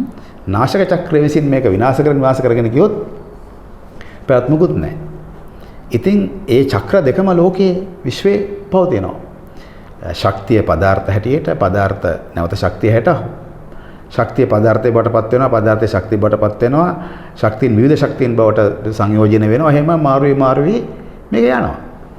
ඉතින් මේ අපි ඉන්නේ පෙර පැවති ලෝකයේ මියදෙන විනාශ වෙන කඩා හැලෙන විශේෂයෙන්ම මේ පොසිලින්දර මත පදනම් වෙලා තිබ්බ ඒ යුගය ඒ තිබු දැනුම් පද්ධතීන් ඒ බල තුලනයන් සියල්ල විශේෂයෙන්ම ඒ මත පදනම් වෙලා හැදිච්ච බටහිර ඇලෝපති වෛද්‍ය ක්‍රමයේ පවා අභා ප්‍රාප්ත වෙන යුගයක ඔබ පස්සේ ආවොත් මම ගැන කියන්නම්. ඒකෙන් මම කියන්නේ ආයුර්වේද උලුස්සනයි කියලා. නැත්තම් හෙළවෙදගම උලුස්සනයි කියලා. ඒවා නෙමෙයි. ඒ දෙකම වෙන එකක් හැදෙන්නේ. එවැනි ඒ වෛද්‍ය ක්‍රම පවා ඉංජිනේරු ශිල්ප පවා වෙනස් වෙමින් යන අලුත් යුගයකට යන කාලයක් එන්නේ. ඉතින් අපි මේ ඉන්නේ ඒ යමක් විනාශ වෙන කාලය. තව අපිට තියෙන අවුරුදු 2කට කිට්ටු කාලයක් තමයි තියෙන්නේ යුරේන්ස් මේෂ රාශියෙන් ඉවත් වෙන්න. එතන සිට නව යුගයක් බිහි වෙනවා කියන දෝතුමා මේ කියන්නේ. ඒ එච්චර කල්යන් නැහැ. ඊට කලින්ම ජනක චක්‍රයත් ක්‍රියාත්මක වෙනවා. ඒක සිද්ධ වෙන්නේ 2022 අප්‍රේල් මාසයේ සිට. මම කියන ඔබ ඉතා සමීපව තියෙනවා. ඉතා සමීපයේ මේ සිදුවීම වෙන්න තියෙනවා. ඒ චක්‍ර දෙකම එක සමාන්තරව තමයි සිද්ධ වෙන්නේ හැම විටම. එකක් කැඩෙනවා එක හදන්න පටන් ගන්න එපා. පැහැදිලිවම. දැන් අපි පැරණ ගියක ඉඳලා එක කඩන්න කලින් අලුත් එක හදලානේ පොඩ්ඩක් හරි පොඩියෙන් හරි හදාගෙන යන්නේ. ඒ වගේ මේකත් එහෙමයි පරණ ගියක දැන් කඩනවා. අලුත් එක හදනවා. කෙසේ හෝ වේවා මේ පරිවර්තනය වෙනකොට මේක කේසීජී මහත්මයා සරල විදියට වෙන්නට බෑනේ. මේක ඇතුලේ මෙහෙම යුගයක් මාරු වෙනකොට ඒක ඇතුලේ මහා ඛේදවාචක තියෙන්නත් පුළුවන්. යම් විදියකට මේ විවිධාකාර දේවල්ද සහ මේ තල මාරු විවිධ කායික තලය මානසික තලය මෙතනින් එහාට ගියාට පස්සේ ආධ්‍යාත්මික තලයට යන පිරිස් මේ වෙනකොට මතුවෙමින් ඉන්නවා. අලුත් දරු පරම්පරාවක් බිහි වෙමින් ඉන්නවා. එවැනි දරුවෝ අපිට යම් තැන්වල මුණ ගැහිමින් ඉන්නවා. මේ සියල්ල සිදු වෙන්නේ එතකොට මේ ඔබතුමා මේ කියන කාර්යයටද? ඔව් දැන් අපි ඒක තමයි ඇත්තටම සිද්ධ වෙන්නේ. දැන් ඒ වෙනස් වීම කියන ඒවා සුමටව සුන්දරව වෙන අවස්ථාවක් තියෙනවා. විශාල වන්දියක් ගෙවලා මම හිතන්නේ මම ඔය ඔබේ විශ්වකර්ම නාලිකාවටම කියලා තියෙනවා. මගේ සම්බන්ධයෙන් 2016 අවුරුද්දේ අගභාගයේදී වෙනම පොතකුත් ලියලා එළියට දැම්මා. ඉදිරි අවුරුදු 7 දී ලෝකෙට මොකද වෙන්නේ කියලා. ඒකම එකතැනක සඳහන් කරා මිනිහා විශාල ලේවන්දියක් ගෙවමින් පැරණි ලෝකයේ අවසන් කළ අලුත් යුගයට යනවා කියන එක. ඉතින් හැම විටම අපි ලේවන්දි ගෙවලා තියෙනවා. ඒ කියන්නේ මේ තරම් අපරාධ අපි කරලා තියෙනවා. නෑ ඒක නෙමෙයි. මේ සමාජයට වෙන දේවල් සබදාමට මේක මෙහෙමයි. දැන් ඒක කර්මානුරූපීව ගත්තාම ඒක එහෙම හිතන්න පුළුවන්. නමුත් දැන් දෙවෙනි ලෝක යුද්ධයේත් විශාල මනුස්ස සංහාරයක් සිද්ධ වුණානේ. ඊට පස්සේ මේ දාදාපින්න ලෝකෙ හැදුනේ. ඔය එක්සත් ජාතීන්ගේ සංවිධාන, අර සංවිධාන, මේ සංවිධාන ඔක්කොම මේ පටන් ගත්තේ ඉතින් පස්සේනේ. ඔය අලුත් ආර්ථික මොඩල් පටන් ගත්තේ ඉතින් පස්සේනේ. ඉතින් ඒක ඇති වෙන්න කලින් ලොකු මනුස්ස සංහාරයක් සිද්ධ වුණානේ. පැහැදිලිවම. විශාල මනුස්ස සංහාරයක් සිද්ධ වුණානේ. ඉතින් ඒ වගේ යුගයක් ඉවරනකොට විශාල මිනිස් සංහාරයක් සිද්ධ වෙනවා. ඒක සිද්ධ වෙන්න යුද්ධයක්ම වෙන්න ඕනේ නැහැ. දැන් ඔය එක්තරා ආකාරයෙන් ගත්තොත් මේ ඔය කොරෝනා ඔය හැටියට ඇවිල්ලා තියෙන්නේ ටිකක් අමිහිරි ලෙස ලෝකය වෙනස් කරන ජනසංහාරයක් තමයි. ඒක ලක්ෂණයක් ඒක. නමුත් යුද්ධකුත් තියෙන්න ඕනේ මේ කාලේ. සමහර විට මෙතුමා මේ කියන කාරණාය තුළ යම් පීතියකුත් හට ගන්නවා. යම් විදියකට බයක් දැනෙනවා මේ වෙන දේවල් ටික ගත්තට පස්සේ. ඔබතුමා මේ කියන විදියට ඔව් ඇත්තටම බයක් වෙන්න දෙයක් නැහැ. මොකද මේ ඇති වෙන්නේ අර මේ සර්පෙක් හැවාරනවා වගේ වැඩක් වෙන්නේ මේ. ඉතින් හැවාරින්න එපා අලුතෙන් ජීවත් වෙන්න. ඉතින් ඒ හැවාරනකොට සමහර සත්තු වේදනාත්මක බවට පත් වෙන බව මම අහලා තියෙනවා. ඒ වගේ ඕනෑම සමාජයක් ඕනෑම ශිෂ්ටාචාරයක් තමන්ගේ පැරණි අතාරනකොට ඉතින් වේදනාවක් හට ගන්නවා. ඉතින් හැබැයි අලුත් දෙයකට නේ. දැන් අම්මා කෙනෙක් දරුවෙක් බිහි කරනකොටත් මම දන්නේ නැති මමත් බිහි කරපු අම්මා කොච්චර දුක් කන්දරාවක් දුරන් ඇද්ද? ඒ වගේ මාස 9කුත් සති ගාණක් කුසියේ තියාගෙන කොච්චර කැපකිරීමක් කරන්න නැද්ද? හැබැයි ඔක්කොම ඉවරයිනේ අතට මේ දරුවා ආවට පස්සේ. ඒ වගේ අපිත් ඉතින් මේ ලොකු පරිශ්‍රමයක් දරමින් ලොකු ලේවන්දියක් ගෙවමින් ඉතින් අලුත් යුගයට ලෑස්ති වෙනවා. ලෑස්ති ඒක මම දකින්නේ හරිය සුබවාදී විදිහට. සුබවාදී. නරකට දකින්නේ නැහැ. අපිත් ඉන්න තැන ගත්තට පස්සේ මම අර බීතියක් කියලා කිව්වේ මේ සමාජයේ වෙලාගෙන තියෙන යම් යම් මේව දකින්න තැන ඉඳගෙන. හැබැයි පුද්ගලික මගේ මතේ හෝ අපි දකින දේ KCG මහත්මයා මේ කොරෝනාව තුල පවා අපි මේ හැම දෙයක්ම ආශිර්වාදයක් විදියට දැක්කා. සහ මේ සිදුවෙන්නා වූ සියල්ල තුල අපිට යම් දැනෙන සතුටක් තියෙනවා. මේ තරම් ඛේදවාචක වෙද්දි කොහොමද සතුටෙන් අපි ඉන්නේ කියන කාරණයක් ප්‍රශ්නයක් නේ. අපි දකිනවා යම් අධ්‍යාත්මික අවදවීමක් මේ තුල තියෙනවා. යහපත් මිනිස්සු දහම තුල ඉන්න මිනිස්සු ඒ යුගයට අරගෙන යනවා කියන විශ්වාසය අපි සතුව තියෙනවා. අපි එතන ඉඳගෙනයි මේ කතාව කරන්නේ. එතකොට කෙසේ හෝ වේවා මේ දේවල් ටික අපි නිවැරදිව කියවා ගත්තේ නැත්නම් තමයි මේ ඛේද වාචකයේ තියෙන්නේ. එතකොට ඔබතුමාගෙන් මට අහන්න සිදුන අනිත් ප්‍රශ්නේ තමයි යම් තැනකදී අර ලේවන්දියක් ගෙවන්න වෙනවා කියනකොට මං හිතන්නේ අපේ රටේ විතරයි නැත්තේ මේ න්‍යෂ්ටික විහිම කියන දේවල්. යුද්ධයක් හටගන්නටම අවශ්‍ය වෙන්නේ නැහැ. යම් කිසි කාරණයක් හින්දා බලපෑමක් ඇති කරොත් මේ පෘථුවියට යම් ග්‍රහ වස්තුවක් හෝ වේවා නැත්නම් වෙන කිසියම් හෝ බලපෑමක් ඇතුලේ මෙන්න මේ දේ පුපුරා ගියොත් එවැනි තැනකටවත් පත් වෙන්න බැරි කමක් නැහැ නේද? ඔව් මට පේන ඔබ මගේ හිත කියනවාද කොහෙද? මොකද මේ එක සිද්ධියක් හටගන්න පුළුවන් 2022 අප්‍රේල් මාසයේ 12 වෙනිදාන් පසුව රාහුගේ සහ යුරේනස්ගේ සංයෝගයක් හට ගන්නවා. දැන් මේ ලෝකෙට කේන්දරයක් තියෙනවා හොඳේ. දැන් ලංකාවට කේන්දරයක් තියෙනවා. ඒකට අපි කුම්භ රාශිය තමයි ලංකාවේ ලග්නේ. අපේ ලෝකෙට ලග්නයක් තියෙනවා. ඒක තමයි මේෂ. ලෝක කේන්දරේ ශීර්ෂයට එකතු වෙනවා යුරේනස්. ඉතින් මම කියන්නේ යුරේනස් කියන්නේ ලෝකය තාම නරක විදිහට ප්‍රතිසංස්කරණය කරන නවීකාරක ග්‍රහයක්. එතකොට මේ අවස්ථාවේදී අවුරුදු 84කට පස්සේ එහෙම නැත්නම් ඊටම 84කට කියන්නේ බොහොම නරක විදිහට වැඩක් වෙන්නේ යුරේනස් සහ රාහු එකට එකතු වෙනවා. හරියටම ලෝක කේන්දරයේ ලග්නේ ශීර්ෂය මත. ඒතකොට ඒක හටගන්නේ 2022 අප්‍රේල් මාසේ 12 සිට ඉදිරියට යන කාලේ. එතකොට 22 සිට 24 අවසාන භාගය දක්වා කාලේ ඇතුළත රාහුගේ සහ යුරේනස්ගේ එකට එකතු වීමෙන් සංඥා කරන්නේ හැම විටම පිපිරීම් තමයි. ඒවා වායුමය පිපිරීම්. ඒ කියන්නේ මේ ගෙවල් ගිනි ගැනීම, වනාන්තර ගිනි ගැනීම වගේ දේවල් නෙමෙයි. වායුමය පිපිරීම්, අදෘශ්‍යමාන ගිනි ගැනීම. ඒ කියන්නේ පටවි ස්වරූපයේ අඩු. අපි ලී කොටයකට ගින්දර තිබුත් ඒක පටවි ස්වරූපයක් තියෙන අපිට පේනවනේ. ඒ ලී දර කොටේ ගිනි ගන්නවා. ඒක දර කොටේ කියන්නේ පටවි ස්වරූපයක් තියෙන තද ස්වභාවයක් තියෙන එක ගිනි ගන්නවා. යුරේනස් සහ රාහු කියන්නේ දෙන්නම උග්‍ර මේ වායුකාරක ග්‍රහයෝ. දෙදෙනාම විකිරණශීලී ග්‍රහයෝ. දෙදෙනාම. ඒතර මේ දෙදෙනාගේ සංයෝගය හට ගන්නකොට ලෝක කේන්දරයේ මුදුනේ මිට පෙරත් ඒවල් වෙලා තියෙනවා. විශේෂයෙන්ම අදෘශ්‍යමාන පිපිරීම්, අදෘශ්‍යමාන ගිනි ගැනීම. ඒවා PVSට ගෝචර වෙන්නේ ප්‍රතිඵලයේ හැටියට විතරයි. ගිනි ගැනීම පිපිරීම ගෝචර වෙන්නේ නැහැ. මොකද පටවි ස්වරූපයක් තියෙන අපිට ඇහැට මේ රූපයක් හැට පේන්න. එතන උග්‍ර වායුමය ස්වරූපයක් තියෙන හින්දා අපිට ඒවා රූපමය වශයෙන් පේන්නේ නැහැ. නමුත් ප්‍රතිඵලය දකින්න පුළුවන්.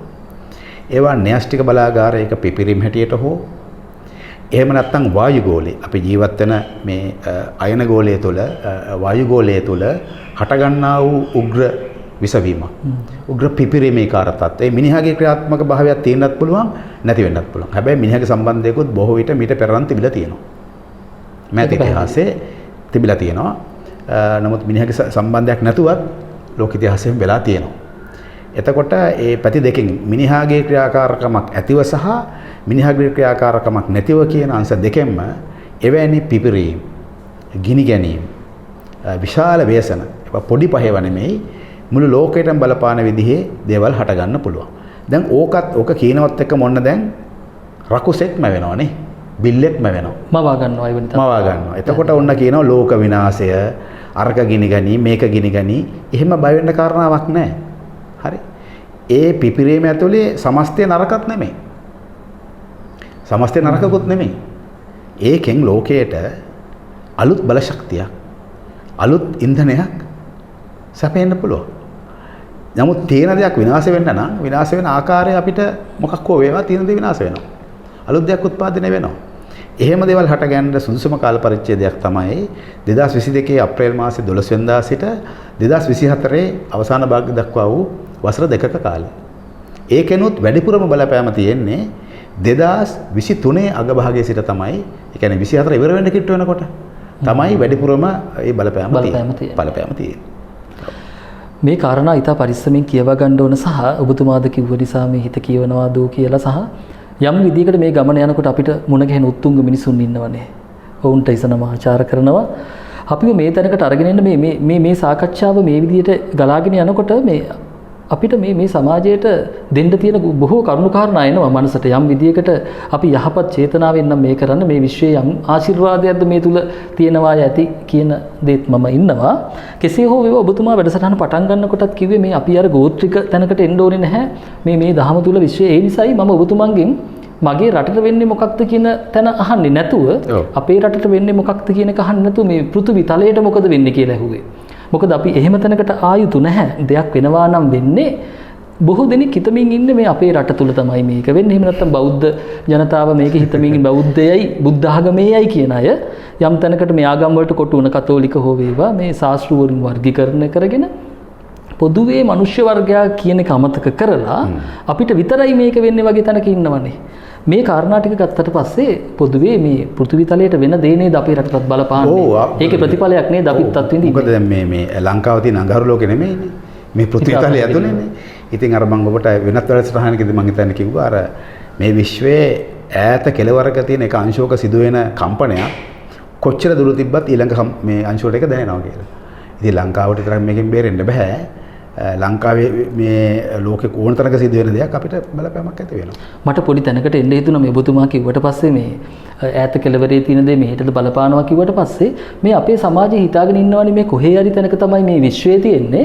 ඒ එතන තියෙන ශක්තිය තමයි ගෙනල්ලා මේ ඔබට දෙන්නේ කියලා මේ විශ්ව ශක්තිය විකුණන මුදලාලිලා ටිකකුත් අපි මේ සමාජයේ දකිනවා. මේ උතුම් මිනිසුන්ට නෙමෙයි අපි මේ කතා කරන්නේ. හැබැයි මේකත් යම් කිසි විදියකට මුදල් කරන පිරිසකුත් සමාජයේ ඉන්නවා. ඇත්තටම මේ විශ්ව ශක්තිය කියන්නේ මේ විශ්වය කියන්නේ අපිම නේද? ඒක ගැන අපි පොඩ්ඩක් කතා කරොත්. මේ විශ්ව ශක්තිය කියලා කොහෙවත් ගේන දෙයක් නැහැ. ඔබේ වටේ අපි මේ අඟහරු ලෝකෙත් ඕකම තමයි, අපි ඉන්නෙත් මෙතරම තමයි, විශ්ව ශක්තිය ඕක තමයි. ඒවා මේ සම්මිශ්‍රණය වීම, සංයෝජනය වීම අනුපාත වශයෙන් වෙනස්කම් තියෙනවා. සහ සරලව ගත්තොත් අපි යම් ශක්තියක් නිවැරදි නේද? ඔව් දැන් මේ මගේ දැන් මේ පිටින් පේන හැමයි ඇටසකිල්ලයි එක පටවි. ඒකත් ශක්තියක්. ශක්තියක්. ඒකත් එනර්ජියක්. ඊට යටින් තියෙන උෂ්ණත්වය ඒක කාටත් පේන්නේ නැහැ, හැබැයි ඒකත් ශක්තියක්. ඊට පස්සේ මේ මගේ තුල ක්‍රියාත්මක වෙන සියලු චලනයන් ඒක වායු ශක්තියෙන් ක්‍රියාත්මක වෙන්නේ, ඒක ශක්තියක්.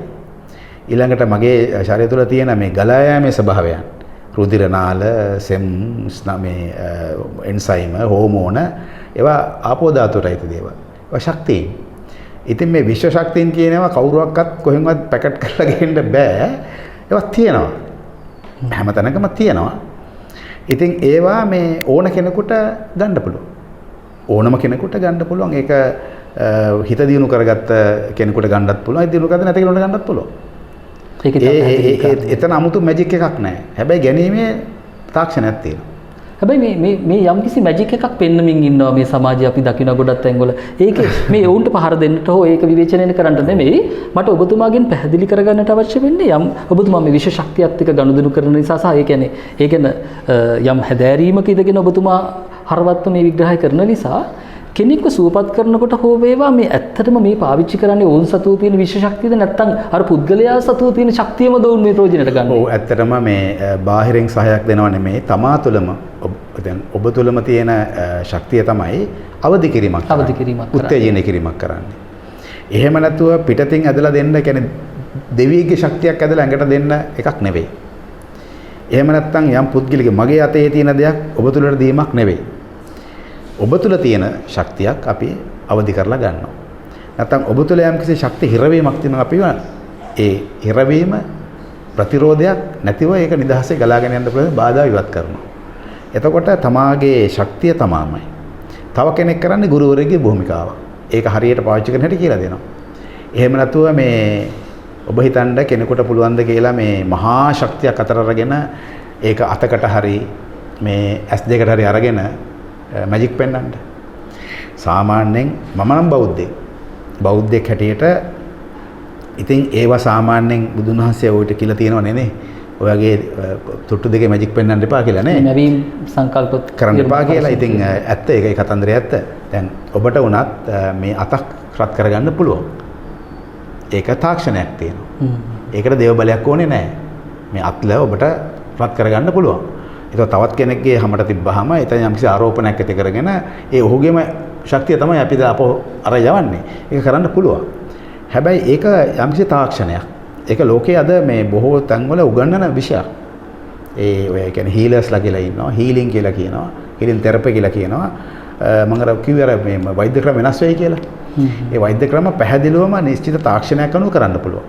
ඒ කියන්නේ ඊළඟට එන එක ඉතා දියුණු එකක් ඒ කියලා ඔබතුමා කියන්නේ.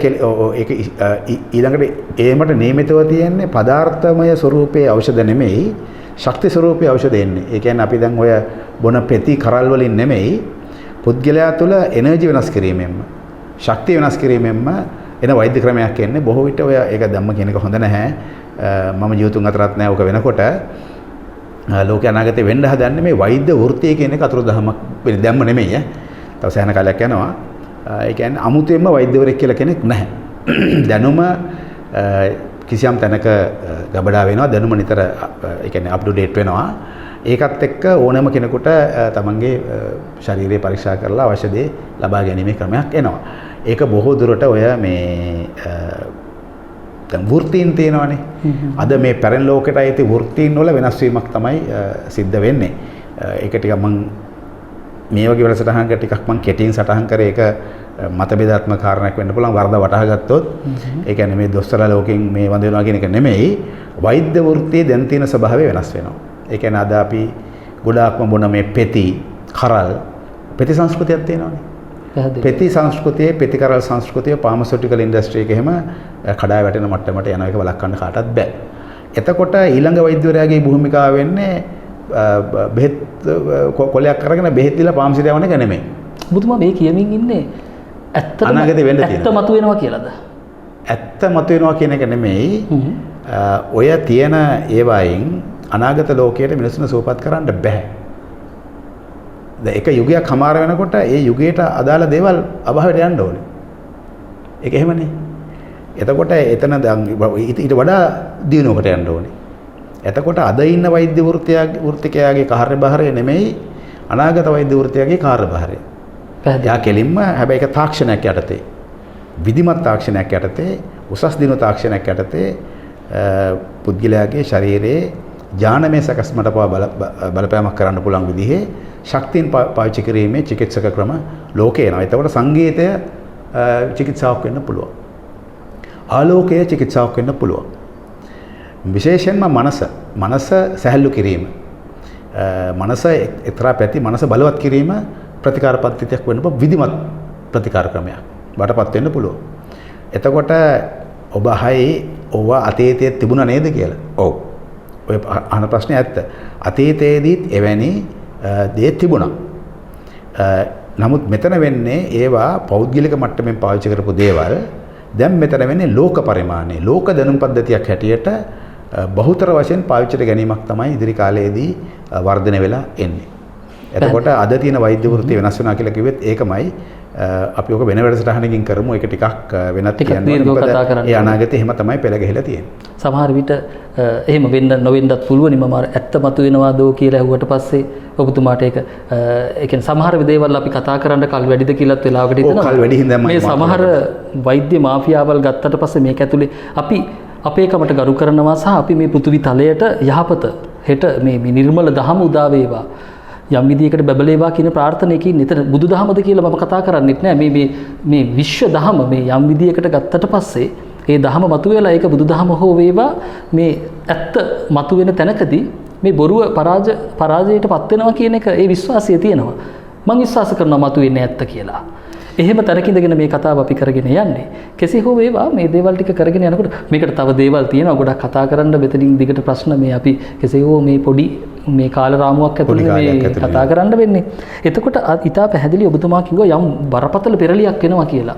එතකොට මම මේක ඇතුළේ අර සමහර අනාවැකිකරුවන් කියාගෙන ඉන්න මේ සුනාමියක් එනවා, මෙහෙම වෙනවා, භූකම්පන වෙනවා කියලා ඕක තර්ක කරන්නට යන්න අවශ්‍ය නැහැ. මේ පෙරලිය ඇතුළේ ඉතා පැහැදිලි මේ සියල්ලට වෙන්න ඕන කියන එක. මේ සුනාමි තත්ත්වයක් මේක ඇතුළේ ඇති වෙන්න පුළුවන්. ඒක මං හිතන්නේ මං වැරදි නෑ. ඔව් දැන් මෙහෙම දැන් ওই සුනාමි කියන වචනය මම මේ වෘත්තියෙන් මේ මාධ්‍යවේදී. ඒ කියන්නේ මගේ වෘත්තිය ඇත්තටම මේ ජ්‍යොතිෂය නෙමෙයි. මගේ වෘත්තිය මොකක්ද කිව්වොත් මම මාධ්‍යවේදී. මම ජීවිතේ දිගුම කාලයක් පුරුදු පුහුණු වෙච්ච වැඩිම කාලයක් රස්සාවක් හැට කරේ මාධ්‍ය වෘත්තිය. ඒක ඇතුලේ මගේ ජීවිතය හා වැඩිම ප්‍රැක්ටිස් එක තිබ්බ ජ්‍යොතිෂය තමයි. නමුත් මගේ වෘත්තිය මම මාධ්‍යවේදී. එතකොට මේ පත්‍රයක ලියන මිනිහා සාමාන්‍ය මිනිහට උඩින් දෙයක් දන්නවලා හිතනවනේ. මම පවා මේ වචනේ මුලින් ඇහුවේ මේ 2004 දී. ඊට කලින් වචනේ මං අහලා තිබුණ නෑ ඇත්තටම. හැබැයි ඊට පස්සේ ඔය වචනය අහලා මට එපා වුණා. ඒ මොකද ඇත්තටම මේ අනාවැකි කියන මිනිස්සු ඔය ඉන්දියාවෙන් පටන් ගත්ත ඔය බොරුව ලෝකයක් මන් දන්න පටන් ගත්ත අහවල් දවසේ සුනාමි එනවා. ඊට කලින් සුනාමි කියන වචනය තමන්ගේ ප්‍රසිද්ධ මාධ්‍යයකවත් ටෙලිවිෂන් එකකවත් කටවහරේවත් නැති වෙච්ච වචනයක් අල්ලගෙන මේ වචනේ මොන තරම් නරක විදිහට පාවිච්චි කරනවද බලන්නකො නේ. එතකොට ඉතින් ඔය කියන කට්ටියට නම් 2004 දී කියන්න තිබ්බනේ. කිව්වේ නෑනේ. ඒක නොකියුම කමක් නැහැ. නමුත් දැන් මේ ඇයි මේ වචනයක් මාකට් කරන්නේ? ඇයි ඒගොල්ලෝ දන්නවා ඒ සුනාමි කියන්නේ හරි බිහිසුන දෙයක් හැට සමාජගත වෙලා තියෙනවා. මිනිස්සුන්ගේ විඥානේ තැම්පත් වෙලා තියෙනවා. සුනාමි කියන වචනේ හරි බයක්. මිනිස්සු බියපත් කරලා කරන ගරිල්ලා මාකටිං තියෙනවා. ඒව හැබැයි ජ්‍යොතිෂය නෙමෙයි. කවුරු කළත් ඉන්දියානුවෙන් කරත් ලංකාවෙන් කරත් පාකිස්තානෙන් කරත් එංගලන්තෙන් කරත් කොහෙන් කරත් කවුරු කරත් මේ විදිහට මේවා පාවිච්චි කරන එක වැරදි. මොකද ඔය ඔහොම සුනාමි එනවා කියලා එකක්වත් අන්තිමට ආවේ නැහැ. ඇත්තටම සුනාමියක් එනවද නැද්ද කියන එක ගැන දැන් අද අපි වොරි වෙන්න ඕනේ නැහැනේ. අපි ඒකට අපි මොහොතක්වත් කාලය ගත කරන්න ඕනේ නැහැ. ඒ දන්නවද? අද මේ ලෝකේ වෙනත් තාක්ෂණික ක්‍රමයක් තියෙනවා. සුනාමියක් එනවා නම් කල්තබ දැනගන්න පුළුවන් ක්‍රමයක් තියෙනවා නඩු ගන්න පැය දෙකකටත් කලින්. හරි. එහෙනම් මොකටද අපි නිකන් මේ පත්තර පිටු දිග ඇරගෙන මේ අපි අපේ විෂය පාවිච්චි කරන්න ඕනේ අනෙක් විෂයකින් ග්‍රහණය කරගන්න බැරි දේවල් කියන්නේ. හරි. දැන් ජ්‍යොතිෂය පාවිච්චි කරන්නේ අනෙක් විෂයන්ගෙන් කරන වැඩ කරන්න නෙමෙයි. එහෙනම් ජ්‍යොතිෂයට අවශ්‍ය නැහැ. බටහිර මේ පුරවකතන විද්‍යාවට පාවිච්චි කරන ඉංජිනේරු ශිල්පය හෝ වෛද්‍ය විද්‍යාව හෝ කාලගුණික දැනුම හෝ නැත්නම් භූකම්පන විද්‍යාවෙන් එන සංඥා දැන්වීම හරි ඒවයි විද්‍යාවන්ගෙන් දිනු වෙලා යනවා. එතකොට අපේ විෂය මොකද්ද? අනෙක් කිසි විෂයකට අහු වෙන්නේ නැති දේවල් අපේ ගණිත ක්‍රමයක් යටතේ අපේ දැනුම් පද්ධතියකින් අරගන්න එක. නැත්නම් කිසි වෙනසක් නැහැ නේ. භූගර්භ විද්‍යාඥයෝ කරන වැඩේ මොකද අපි කරන්නේ? ඒක ඒ විෂය දිනු කරලා තියෙනවා. අපිට පුළුවන්කම තියෙන්න ඕනේ ඊට වඩා දෙයක් දිනු කරගන්න ඒකේ. එහෙමනම් අවුරුදු 5කටවත් කලින් කියන්න ඕනේ. මෙන්න මේ රටාව තියෙනකොට භූකම්පන හට ගන්න පුළුවන් කියලා. භූකම්පන හට ගැනීම පිළිබඳව ලෝකායතන ජ්‍යොතිෂ සිද්ධාන්ත තියෙනවා. ඒක සඳු ග්‍රහයාගේ පිහිටීමත් සඳුගෙන් එහා පැත්තේ අනිකුත් ග්‍රහයන්ගේ පිහිටීමත් එක්කම ඒ කියන්නේ මේ අපේ පෘථිවියට එන සමබරතාවයේ බිඳ වැටෙනවා ග්‍රහයන්ගෙන් එක දැන් එක අවස්ථාවල් එනවා සඳු ග්‍රහයා මේ එක පැත්තක තනි වෙනවා. අනිත් පැත්තට ග්‍රහ පොකුරක් වගේ හැදෙනවා. අඩුම තරමින් ග්‍රහයෝ 5කට වැඩි ප්‍රමාණයක් පොකුරු ගැහෙනවා. ඒ පොකුරු ගැහෙනකොට අංශක 180ක් වගේ. එහෙම බොහෝ විට ඕක වෙන්නේ පොය දවස්වල වෙන්නේ ඒකනේ.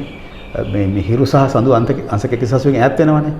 ඒ ඈත් වෙන දවස් හරි වැඩි. සාමාන්‍ය භූමිකම්පා හට ගැනීමේ වැඩි ප්‍රවණතාවයක් තියෙනවා පොය කිට්ට වෙනකොට. පොය කියන්නේ පුරපසළොස්වක පොය කිට්ට වෙනකොට. ඒ මොකද අර සඳු සහ රවි අතර පරතරය අංශක 180ක් දක්වා ඈත් වෙනවා. සඳු තනි වෙනවා. ඒ තනිවීමත් එක්ක පෘථිවියේ සමබරතාවයට බලපෑමක් ඇති වෙනවා කියන එක ලෝකායතන ජ්‍යොතිෂයේ පැරණි කාලෙන් නම් තියෙන විශ්වාසයක්. එතකොට එහෙම සිද්ධාන්ත තියෙනවා. දැන් එහෙම ගත්තාම සාමාන්‍යයෙන් හැම පුරපසළොස්වක පොය දවසකම අනෙක් වෙන දවසකට වඩා භූකම්පන හට ගැනීමේ සම්භාවිතාව වැඩි. ඒක අපි දන්නවා. හැබැයි ඒක සුනාමියක් කියලා කියන්නේ කොහොමද? එහෙමනම් අපිට සිද්ධ වෙනවා සුනාමි තත්ත්වයන් මීට පෙර ඇති වෙච්ච අවස්ථාවල ග්‍රහචාරයන් අරගෙන මන බලලා ඒවා ප්‍රක්ෂේපණය කරලා කියන්න. ඉතින් ඒ භූචලන කියන්නත් පුළුවන්කම තියෙනවා. නමුත් අපි දැකලා තියෙනවා. ඉතින් මම ඒක බලලා තියෙනවා. එහෙම ග්‍රහ පිහිටීම් හටගත්ත පළියටම භූචලන වෙලා නැහැ. එහෙම අවස්ථා මීට පෙර මම දැක්ක 4ක් විතර තිබුණා. ග්‍රහ පොකුරු වශයෙන් නිර්මාණය වුණා සඳුට අංශක 180 ප්‍රතිපක්ෂව. භූචලන හටගත්තේ නැහැ. ඒ සතියවත් හටගත්තේ නැහැ. නමුත් වෙනත් අවස්ථාවල හටගෙන තියෙනවා. එතකොට මේ විෂය මෙහෙම බාල්දු කරාම මේ විෂයට පහර දෙන්න බලාගෙන ඉන්නවනේ යම් පිරිසක්. මේ විෂය පිළිගන්නේ නැති පිරිසක් ඉන්නවනේ. මේක මිත්‍යාවක්, මේක බොරුවක්, මේක මහා ප්‍රෝඩාවක් කියන පිරිසක් ඉන්නවනේ. ඒ පිරිසට නේද මේ උදව් කරන්නේ. ඇතම් විට මට වෙලාවකට හිතෙනවා දැන් මේ ලෝකයේ තියෙන සංවේදන උපක්‍රම වල හැටියට යම් යම් අයට පහර ගහනකොට ඊට ප්‍රතිපක්ෂ මතයක් සමාජගත කරනවානේ. දැන් ජ්‍යොතිෂයෙන් සුනාමියක් එනවා කියලා ජ්‍යොතිෂය නොපිළගන්න මිනිහෙකුටම ප්‍රචාරයක් දෙන්න පුළුවන්. හරි. කවුරු හරි ජ්‍යොතිෂවිදියෙක් අල්ලගෙන කියන්න පුළුවන් ඔයා මේක කියන්න මේක වෙනවමයි කියලා. ඒතර එයා කියනවා. එතකොට ඒක ප්‍රචාරය කරනවා. වෙන්නේ නැහැ. එතකොට ඒක මල්ලගෙන මේ විෂයට පහර ගහන්න පුළුවන්. අන්න බලන්න මේ මොන තරම් බොරුවක්ද මේ කියන්නේ. මොන ප්‍රෝඩාවක්ද. කී පාරක් මේක කිව්වද. ඒ වගේ දෙයක් කරන්න පුළුවන්. වර්තමානයේ අපි දැක්ක වෙනි හැසිරීම මොන තරම් මේ කාලේ එහෙම දේවල් අනන්ත අප්‍රමාණව තියෙනවා. ඒ කියන්නේ මේ විෂයට හතුරෙක් නැතකොට මේ විෂය කෙරෙහි ප්‍රේමයක්, මේ විෂය කෙරෙහි ආදරයක්, මේ විෂය කෙරෙහි ගෞරවයක් තියෙන කෙනෙක්ගේ ක්‍රියාකලාපයක් නෙවෙයිනේ. දැන් ඔහොම කියලා කීපාරක් මේ ජෝතිෂය සෞතු කරාද කියලා බලන්නකෝ. සහ මේ දේශීය වෙදකම ගත්තට පස්සේ හෙළ වෙදකම පෞගේ කාලේ උස්සගෙන ගිහිල්ලා වුන්ම පොළවේ ගහපු තැන අපි දැක්කා. මේක දේශපාලනඥයෝ පැහැදිලිවම කරේ. අන්න ඒක තමයි දැන් ඒ වගේ මේ දේවල් වලට දෙන්න පුළුවන් පැහැදිලි. ඒ වගේ මේ විෂයන් ඇතුලේ විෂයන් විනාශ කරන මහා අඳුරු ක්‍රියාත්මක බලවේග තියෙනවා. බලවේග. ඉතින් ඒවට මේ සුනාමි කතාව ගිහිල්ලා මේක විනාශ කළා. මම නම් වට hina වෙනවා විතරයි පොඩි වේදනාවකුත් දැනෙනවා. ඇයි මේ විෂය මේ තරම් නරක විදිහට පාවිච්චි කරන හැබැයි ඒක මාධ්‍ය වගේ කියන්න ඕනේ ඒවට. මෙතන ලොකු ඛේද වාචකයක් තියෙනවා. අර අඳුරු බලවේගත් කතා කරපු හින්දා ඔබතුමා අර විශ්ව ශක්තිය ගැනත් කතා කරානේ. මට යම් තැනක මේ පස්සේ තමයි මේක මතක් වුනේ. වැරදිලා හරිත් කෙනෙකුට අර ශක්තිය දෙන්න පුළුවන් වුණා නම් මේ වර්තමාන දේශපාලඥයා මොන තරම් මේක අවභාවිතාවේ යොදවයිද? ඒ ශක්තිය කාට කොහොම ගොඩනගලා මොන තරම් තැනකට මේක අරගෙන යයිද? හැබැයි විශ්වයේ එහෙම අසාධාරණ තැනකට ඇවිල්ලා නැහැ. ඒ නිසා අපිට ඉතා පැහැදිලි මේ තම තමන් තුල තියෙන ශක්තිය තමයි යම් විදියකට මේ විදිහට මතු කරගන්නට අවශ්‍ය වෙන්නේ. ඒ නිසායි ආධ්‍යාත්මික ශක්තිය ආධ්‍යාත්මිකව අපි වැඩෙමු. මෙතුමන්ලගේ මේ උපදේශ අරගෙන අපි ඔබට මේ සාකච්ඡාව මෙහිම අරගෙන එන්නේ. යම් ආධ්‍යාත්මික යුගයක් මේ පොළොවේ බිහි වෙනවා නම් එදාටයි අපේ ජයග්‍රහණ ලබන්නට පුළුවන් වෙන්නේ. කෙසේ හෝ වේවා දැන් මේ කාරණා ටික කියාගෙන යනකොට මේ සාකච්ඡාව ඇතුලේ මේ අපේ රටට වෙන්නේ මොකක්ද කියලා ඇහුවේ නැත්නම් මට අද මේ සාකච්ඡාවේදී මහා චෝදනා ගොඩක් එන්නේ. හැම කෙනෙක්ම බලාගෙන ඉන්නේ ලෝකෙට මේ පෘථුවියට මොනවා හෝ වේවා අපිට මොකද වෙන්නේ කියන කාරණේ තමයි මේ එවැනි තැනකදී. ඒක සාධාරණයි. දැන් අපි ඇත්තටම දැන් අපේ පෞද්ගලික මේ ලග්නයට අනුව බලාපල බලනවා වගේම රට ගැන බලන එක සාධාරණයි. හැබැයි ඔබ හොඳ තැනකට එක ගෙනාවා. ලෝකයෙන් වෙන් කරලා ලංකාව ගැන බලන්න බෑ කියන එක.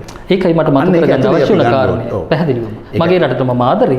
ඒකේ ගරු කිරීම දේශියල් එතන තියෙනවා. හරියට හරි. හැබැයි අර මේ සමාජයේ මේ ඇත්ත මතය අරගෙන එන්න මේක මතු කරගන්න ඇස් අරවන්න මෙහෙම තැනකට එන්න වෙනවා. එන්න වෙනවා. අපි අර විශේෂයෙන්ම ගෝත්‍රික මානසිකත්වයෙන් අපි දූපතක් තමයි. භෞතිකව, භෞගෝලීයව. හැබැයි අපි මානසිකව දූපත මානසිකත්වයට යන්න හොඳ නැහැ. අපි මනසෙන් ලෝකයක් දිහා බලන්න ඕනේ. මොකද මේ රටේ පැරණි දැනුම දිහා බැලුවාම එහෙම ගෝත්‍රික ගතියක් නැහැ. කරපු සාහිත්‍ය නිර්මාණ සංගීත වෙන්න පුළුවන්. කරපු ස්තූප පැරණි නිර්මාණ විශ්වීයයි. මේ ලංකාවේ ඉන්න මේ මිනිස්සු විතර හදපුවා නෙමෙයි. ඒ කියන්නේ විශ්වීය දැක්මකින් තාක්ෂණය. විශ්වීය දැක්මකින් සංදේශ කාව්‍යයක් ගත්තා. ඕනම ජාතියක කෙනෙකුට ඒක රස විඳින්න පුළුවන්. නේද? දැන් අපි රුවන්වැලි සෑය හැදුවේ ඇත්තටම මේ ලංකාවට විතරක් නෙමෙයිනේ. මුළු සමස්ත ලෝකයටම සම්‍යක් දෘෂ්ටික මාර්ගය යන ඕන කෙනෙකුට ඒක වඳින්න පුදන්න පුළුවන් තරක් හැදීරනේ හැදුවේ. දැන් අපි රුවන්වැලි සෑය තහනම් කළා නෑනේ මේක බෞද්ධයන්ට විතරයි කියලා. ශ්‍රීපද ස්ථානයට තහනම් කළා නෑ. සිළු දෙනා යනවා. සිළු අය යනවානේ. දැන් මම බොහෝ විට දැකලා තියෙනවා ඔය දැන් ඔය මේ කිරිවෙහෙරට ගියත් රුවන්වැලි මේ මහසෑයට ගියත් විදේශිකයෝ හරියට ඉන්නවා. පැහැදිලිව. ඒගොල්ලෝ පින්තූර ගන්න ආපු අය නෙමෙයි. පැහැදිලිවම වන්දනා කරන්න ආපු අය. අපේ කට්ටිය පින්තූර ගන්නවා චෛත්‍යයට පිට දීගෙන ඒ මිනිස්සු ඇත්තටම ඇදලා යනවා. හරි. මම ඔක දැන් මේ මෑත කාලේ සිට හරියට දකින්න දෙයක් තමයි උපතින් බෞද්ධ සිංහල කට්ටිය චෛත්‍යක ස්තූපයක් දැක්කොත් ටක් ගාලා කරටක් දාගෙන පින්තූර ගන්නවා, සෙල්ෆි ගන්නවා ඒවා. අර පිටරටින් එන කට්ටිය බොහොම උපශාන්ත විදිහට ඇවිල්ලා වැඳලා යනවා, කැමරාවක් මොකක්වත් නැහැ. අඩු ගානේ දුරකථනයක්වත් නැහැ. මිනිස්සු සන්‍යාසියෝ වගේ ඇවිල්ලා බොහොම සරල වෙලා වැඳලා යනවා. බලන්න වෙනස කොහොමද කියලා. සහ භාවනා කරන පිරිස් මං හිතන්නේ දහස් ගණනින් ලංකාවට එන්නේ. වෙන රහසක් තියෙනවා මම මේ වැඩසටහනෙන් ඒක කියන්නේ නැහැ. ඒක අර දෙබරට ගල් ගහුවගේ වැඩක්. ලංකාවේ ස්වභාවික සම්පත් විතරක් නෙමෙයි. පස්සෙලා කියන දැන් අහන්න එපා. ඔව්. ලංකාවේ තියෙනවා මේ එනර්ජි පොයින්ට්ස්. ඒ කියන්නේ ඒවට කියන්නේ මේ ශක්ති මධ්‍යස්ථාන තියෙනවා. ඒවායෙන් අති බහුතරයක් දැනට ඒවා විදේශිකයෝ අල්ලගෙන ඉන්නවා. අපි කෑ ගහනවා පොස්පේට් එකක් හරි පුල් මොඩේ වැලි නිදියක් හරි නැත්නම් ඔය ත්‍රිකුණාමලේ තෙල් ටැංකිය හරි වරායක් හරි මොකක් හරි එකක් අපි මේ භෞතික දෙයක් පදාර්ථය අල්ලගෙන ඒක කමන්නේ ඒ සටනක් තියෙන්න ඕනේ. හැබැයි ඇහැට හොරෙන් වැලි ගහලා වෙන ජාවාරමක් නෙමෙයි මේක විශාල දෙයක් යනවා.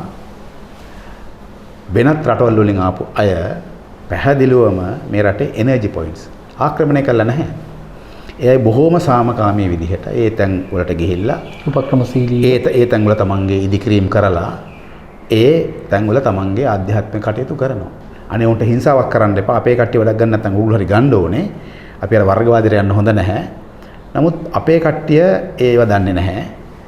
දැනගෙන හිටියත් ඒ වගේ නගේකුත් නැහැ. නමුත් වෙනත් රටවල ඇවිල්ලා ඒව හඳුනාගෙන ඒ තැන් වල පුංචි පුංචි ඉදිකිරීම කරගෙන තමන්ගේ ආධ්‍යාත්මික මාර්ගයට යන ඒවා විශ්වයේ සමහර රහස් හොයන වැඩ කරගෙන ඉන්නවා.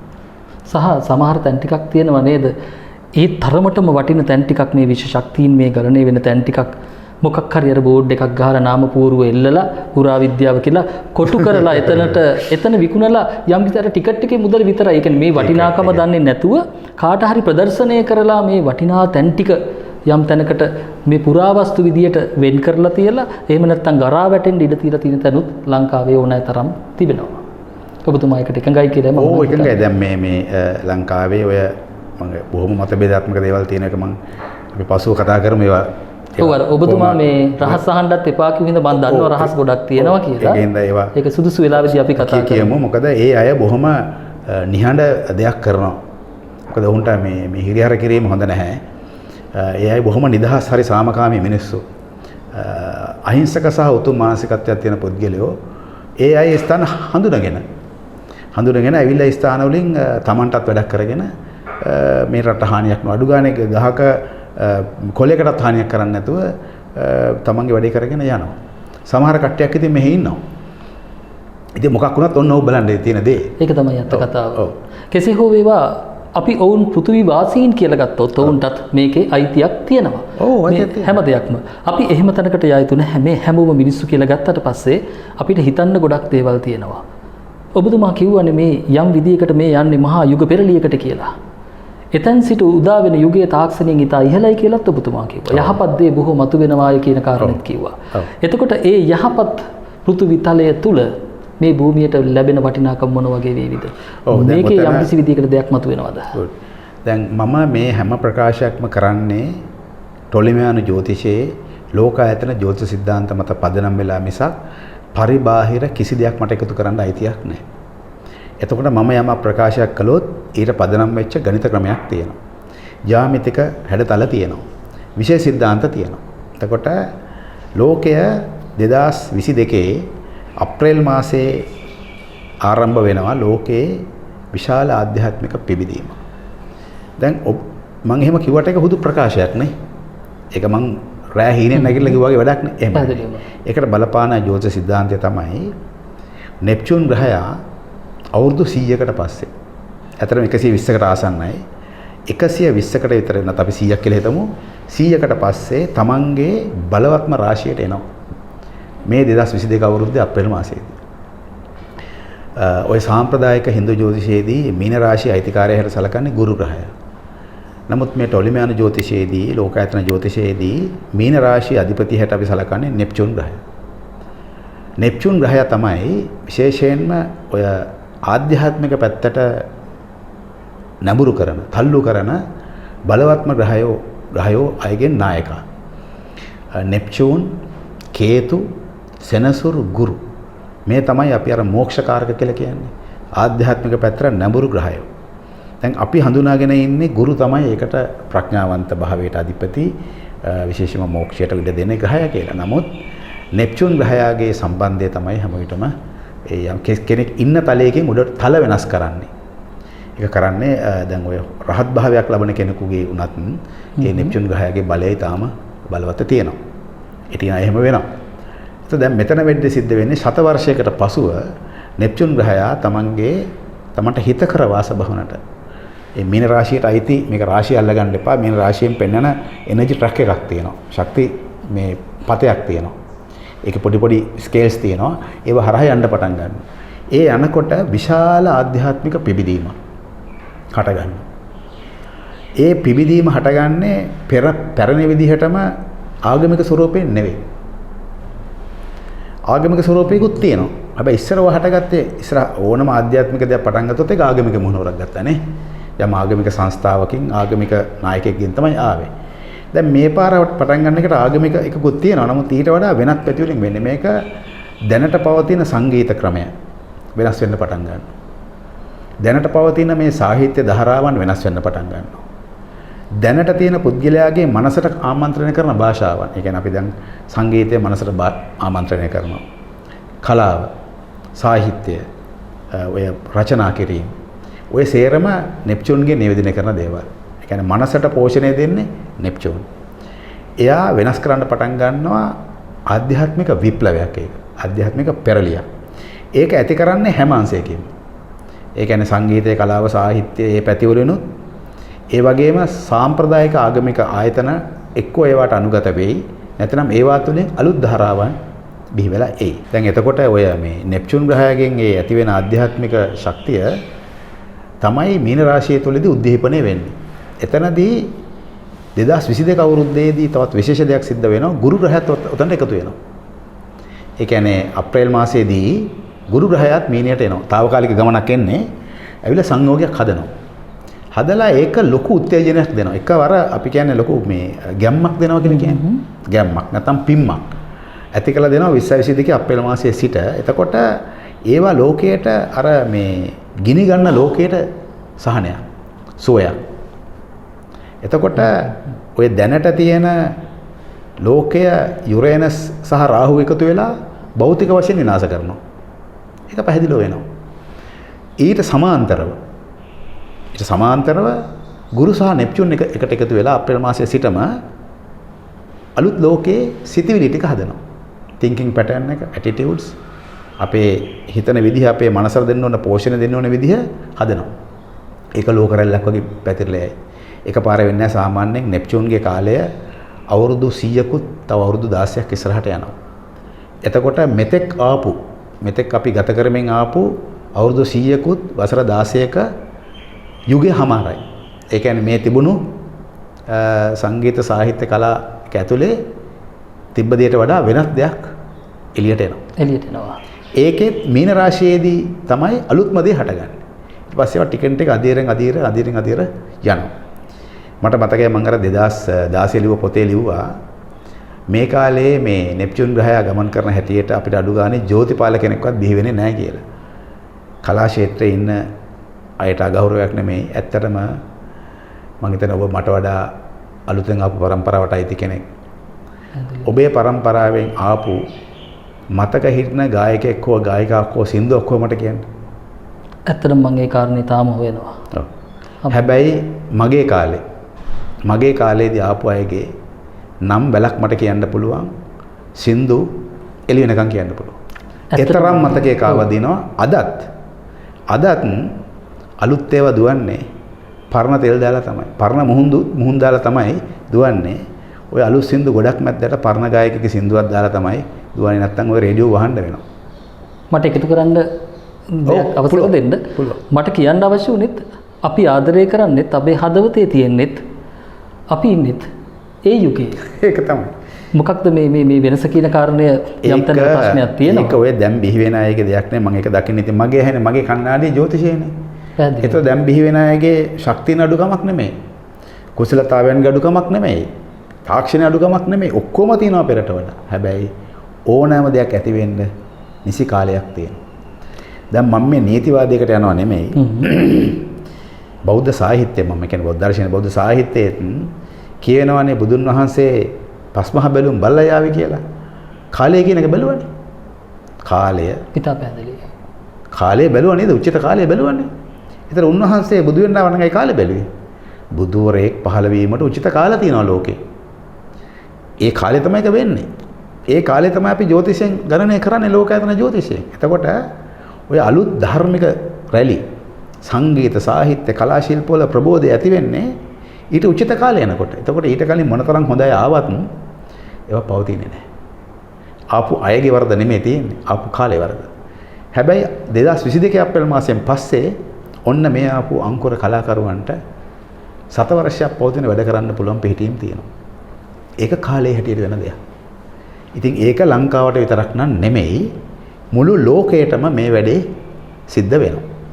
එතකොට ලංකාවේ කොයි ස්ථානයේද මේක වෙන්නේ කියලා බලමු. අපේ රටේ ලග්නේ කුම්භනේ. එතකොට අපේ රටේ දෙවන්නේ වෙන්නේ. නේද?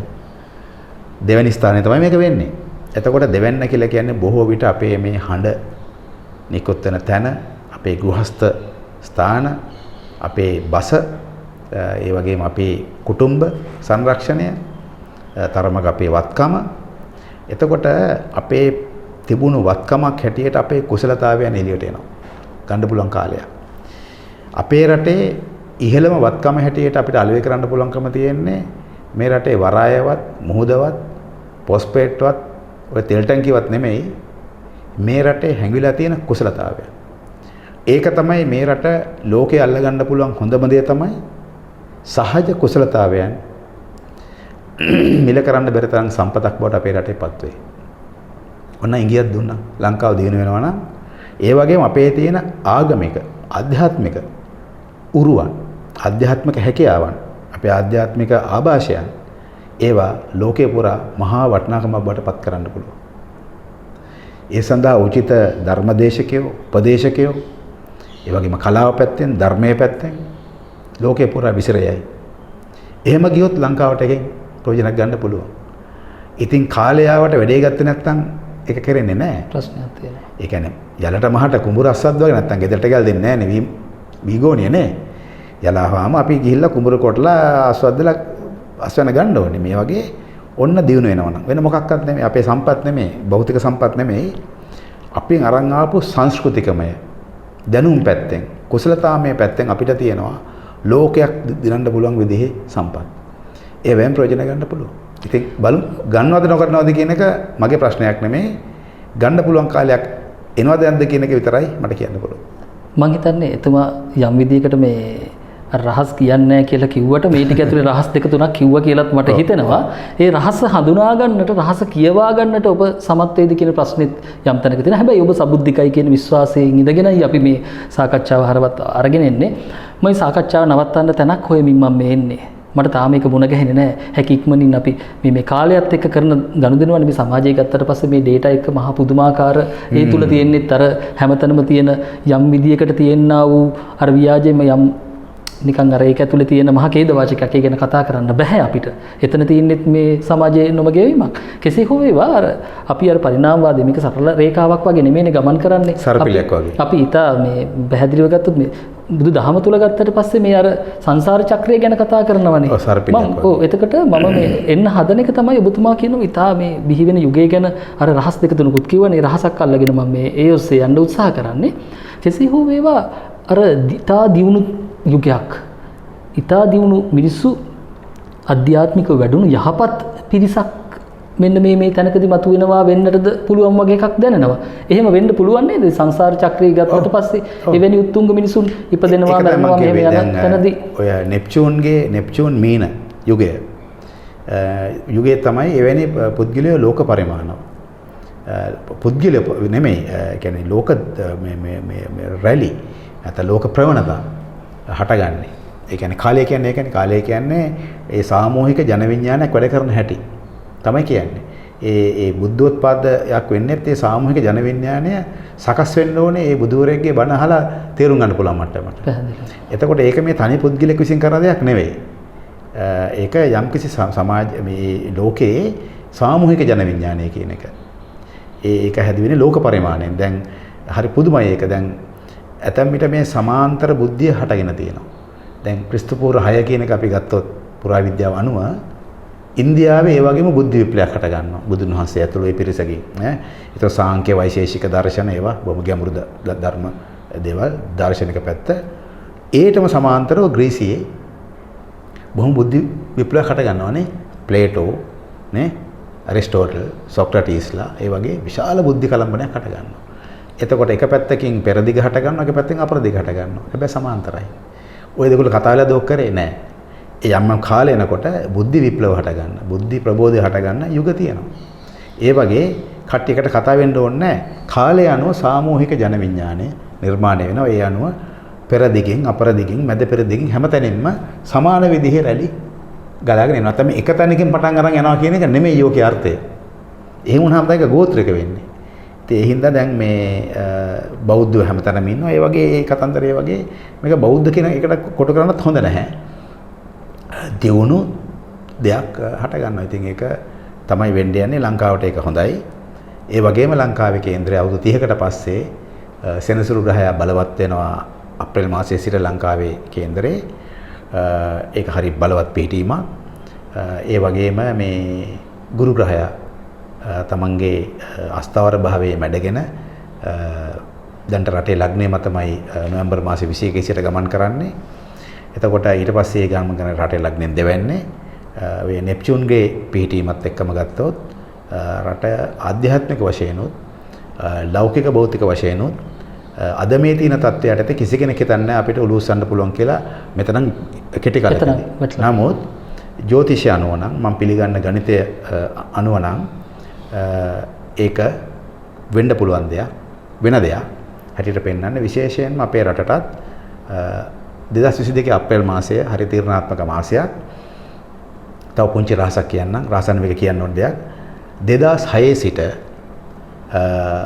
2022 අප්‍රේල් මාසයේ 14 වෙනකම් සිංහල අවුරුද්ද වෙනකම් බලපවත්වපු එක්තරා දේශපාලන යුගයක්, දේශපාලන ක්‍රමයක්, දේශපාලන මොඩලයක් තියෙනවා. හැදිච්ච එක. ඒ දේ අභාප්‍රාප්ත වෙනවා. 2006න් පටන් ගත්ත එක 2006න් පටන් ගත්ත එක්තරා ක්‍රමයක් තියෙනවා. රටාවක්. ඒ රටාව බිඳ වැටිලා බිඳ වැටීමේ ආරම්භයත් අලුත් රටාවක් ගොඩනැගීමත් ඔය සමගම සිද්ධ වෙනවා. ඒකට බලයේ ඉන්නේ Aද Bද Cද Dද කියන එක වැඩක් නැහැ. පුද්ගල නම් කොහෙත්ම අදාළත්වයක් නැහැ. මොන පවුලේ කෙනෙක් හිටියද කියන එක අදාළත්වයක් නැහැ. රට පාලනය කරපු විදිහ මෙතෙක් ආපු ඒ ආරය, ඒ ඌරුව, ඒ රටාව 2022 අප්‍රේල් මාසයේ තත් සිංහල අලුත් අවුරුද්දේ හිතමුකෝ අපි. එතනින් පස්සේ එක යුගයක් හමාර වීම ආරම්භ වෙනවා. ඊට පස්සේ දැන් මගෙන් අහන්න එපා කවුද ඉන්නේ කියලා ඔබ අහන්නේ නැහැ. ඔව්. පුද්ගලයෝ සම්බන්ධ නැහැ මේකට. දේශපාලන පක්ෂ සම්බන්ධ නැහැ. ස්ත්‍රීද පුරුෂද සම්බන්ධ නැහැ. මම මේ කතා කරන්නේ ක්‍රමයක් ගැන. යම්කිසි සිස්ටම් ක්‍රමයක්. ඒ ක්‍රමය බිඳ වැටෙනවා. හරියටම අප්‍රේල් මාසයේ සිංහල අවුරුද්ද වෙනකොට 2006 සිට ආපු ක්‍රමයක් බිඳ වැටෙනවා. ඒක සංකේතාත්මකව දකින්න ලැබෙයි. සංකේතාත්මකව දකින්න ලැබෙයි. එතනින් පස්සේ බිඳ වැටීමේ తত্ত্বය අලුත් දෙයක් ආරම්භ වීම දක්වා සංක්‍රමණය වෙලා ගිහිල්ලා එතෙන් සිට අලුත් යුගයක් නිර්මාණය වෙනවා. තවත් කාලයකට ඒ කාලේ අපි ඊළඟ වතාවේ හම්බුනහම මම කියන්නේ. ඒ ගැන කියන්න. මේ සියලු ඛේදවාචක ටික ඇතුලේ මේ தත්වයන් ඇතුලේ අපි ප්‍රීතියෙන් ඉන්න හේතුව අපි දන්නවා යම්කිසි විදියකට මේ පොළවේ නැවත මේ ධහම මතුවෙනවාය, මේ ස්වර්ණමය යුගයක් මේ බිහි වෙනවාය කියන ප්‍රීතිය අපි සතුව තියෙනවා. අපි එතන ඉඳගෙනයි මේ සාකච්ඡාව අරගෙන එන්නේ. ඔබතුමාගෙන් මම අවසාන ප්‍රශ්නේ විදියට අහන්න හිටියෙත් අපි මෙතෙන් සිට අපි මේ මුල ඉඳලා කතා කරගෙන ආපු දේවල් ගැන කිසිම අදහසක් නැති, කිසිම අවබෝධයක් නැති මේ සියලු දෙනා නෙවෙයි මේ මහා මේ ජරා ජීර්ණ වූ දේශපාලන සංස්කෘතියේ ඉන්න පුද්ගලයන්ගේ ඉරණම මොන වගේ වේවිද කියලා තමයි මම අවසාන වශයෙන් අහන්න හිටියේ. හැබැයි ඒකට ඔබතුමා පිළිතුරු දුන්නා. එතන සිට අපිට ප්‍රශ්නයක් එන්නේ නැහැ. සහ තවත් ජනප්‍රිය විශ්ව ශක්තිය විකුණනවා වාගේම යම් කිසි විදිහකට අපිව බේරා ගන්නට යම් පුද්ගලයෙක් එනවාය. අන්න ඒ පුද්ගලයා ඇවිල්ලා බේරා ගන්නකම් ඉන්න සමාජයක් නෙමේක. මම අහන්නේ ඔබතුමාගෙන් එතුමා කවුද එනවද නැද්ද? ඒ දේවල් අපි එතනට යා යුතු නැහැ. අහන්න කමන්නේ. ඔව්. එතන යම් කිසි විදිහකට මේ හැම දෙයක්ම එහෙම කරගන්න එහෙම චරිතයක් හදලා ඊට පස්සේ ඒ චරිතය මමයි කියන සමහර පුද්ගලයන්ද ඒක සමහරලාට මේ පොඩි ළමයි කරන වැඩක් වගේ අපි දකින්නේ. එක්කෙනාට එක්කෙනා බැනගනිමින් තරඟ කරගනිමින් රණ්ඩු වෙනවා මේ අය. අපි දකිනවා සමාජ මාධ්‍ය දාලා ඔස්සේ. මෙහෙම මේ මොකක්ද මේ අවසාන වශයෙන් ඔබතුමාගෙන් මම මේ ප්‍රශ්නේ අහන්න කැමති නෑ ඇත්තටම. යම් විදිහකට මේ පුද්ගලයා ගැන මේ උතුම් මිනිසුන් ඉන්නට ඇති එහෙම ශක්තියින් හෝ වේවා. එවැනි පිරිස් සුදුසු කාලයේදී මතුවේයි. සුදුසු පරිසරයේදී. මොකක්ද මේ තේරුමක් නැති සටන? ඔව් ඇත්ත වශයෙන්ම මෙහෙමයි. දැන් ඔය අහන්නේ දැන් ඔය මීට පෙරත් මගෙන් එක නාලිකාවක් මම සාමාන්‍යයෙන් YouTube එක පරිහරණය කරන්නේ නාලිකා දෙකක් එක්ක විතරයි. එකක් විශ්වකර්ම YouTube channel එකේ අනිත් එක තවත් මගේ හිතවතෙක්ගේ නාලිකාවක් පමණමයි.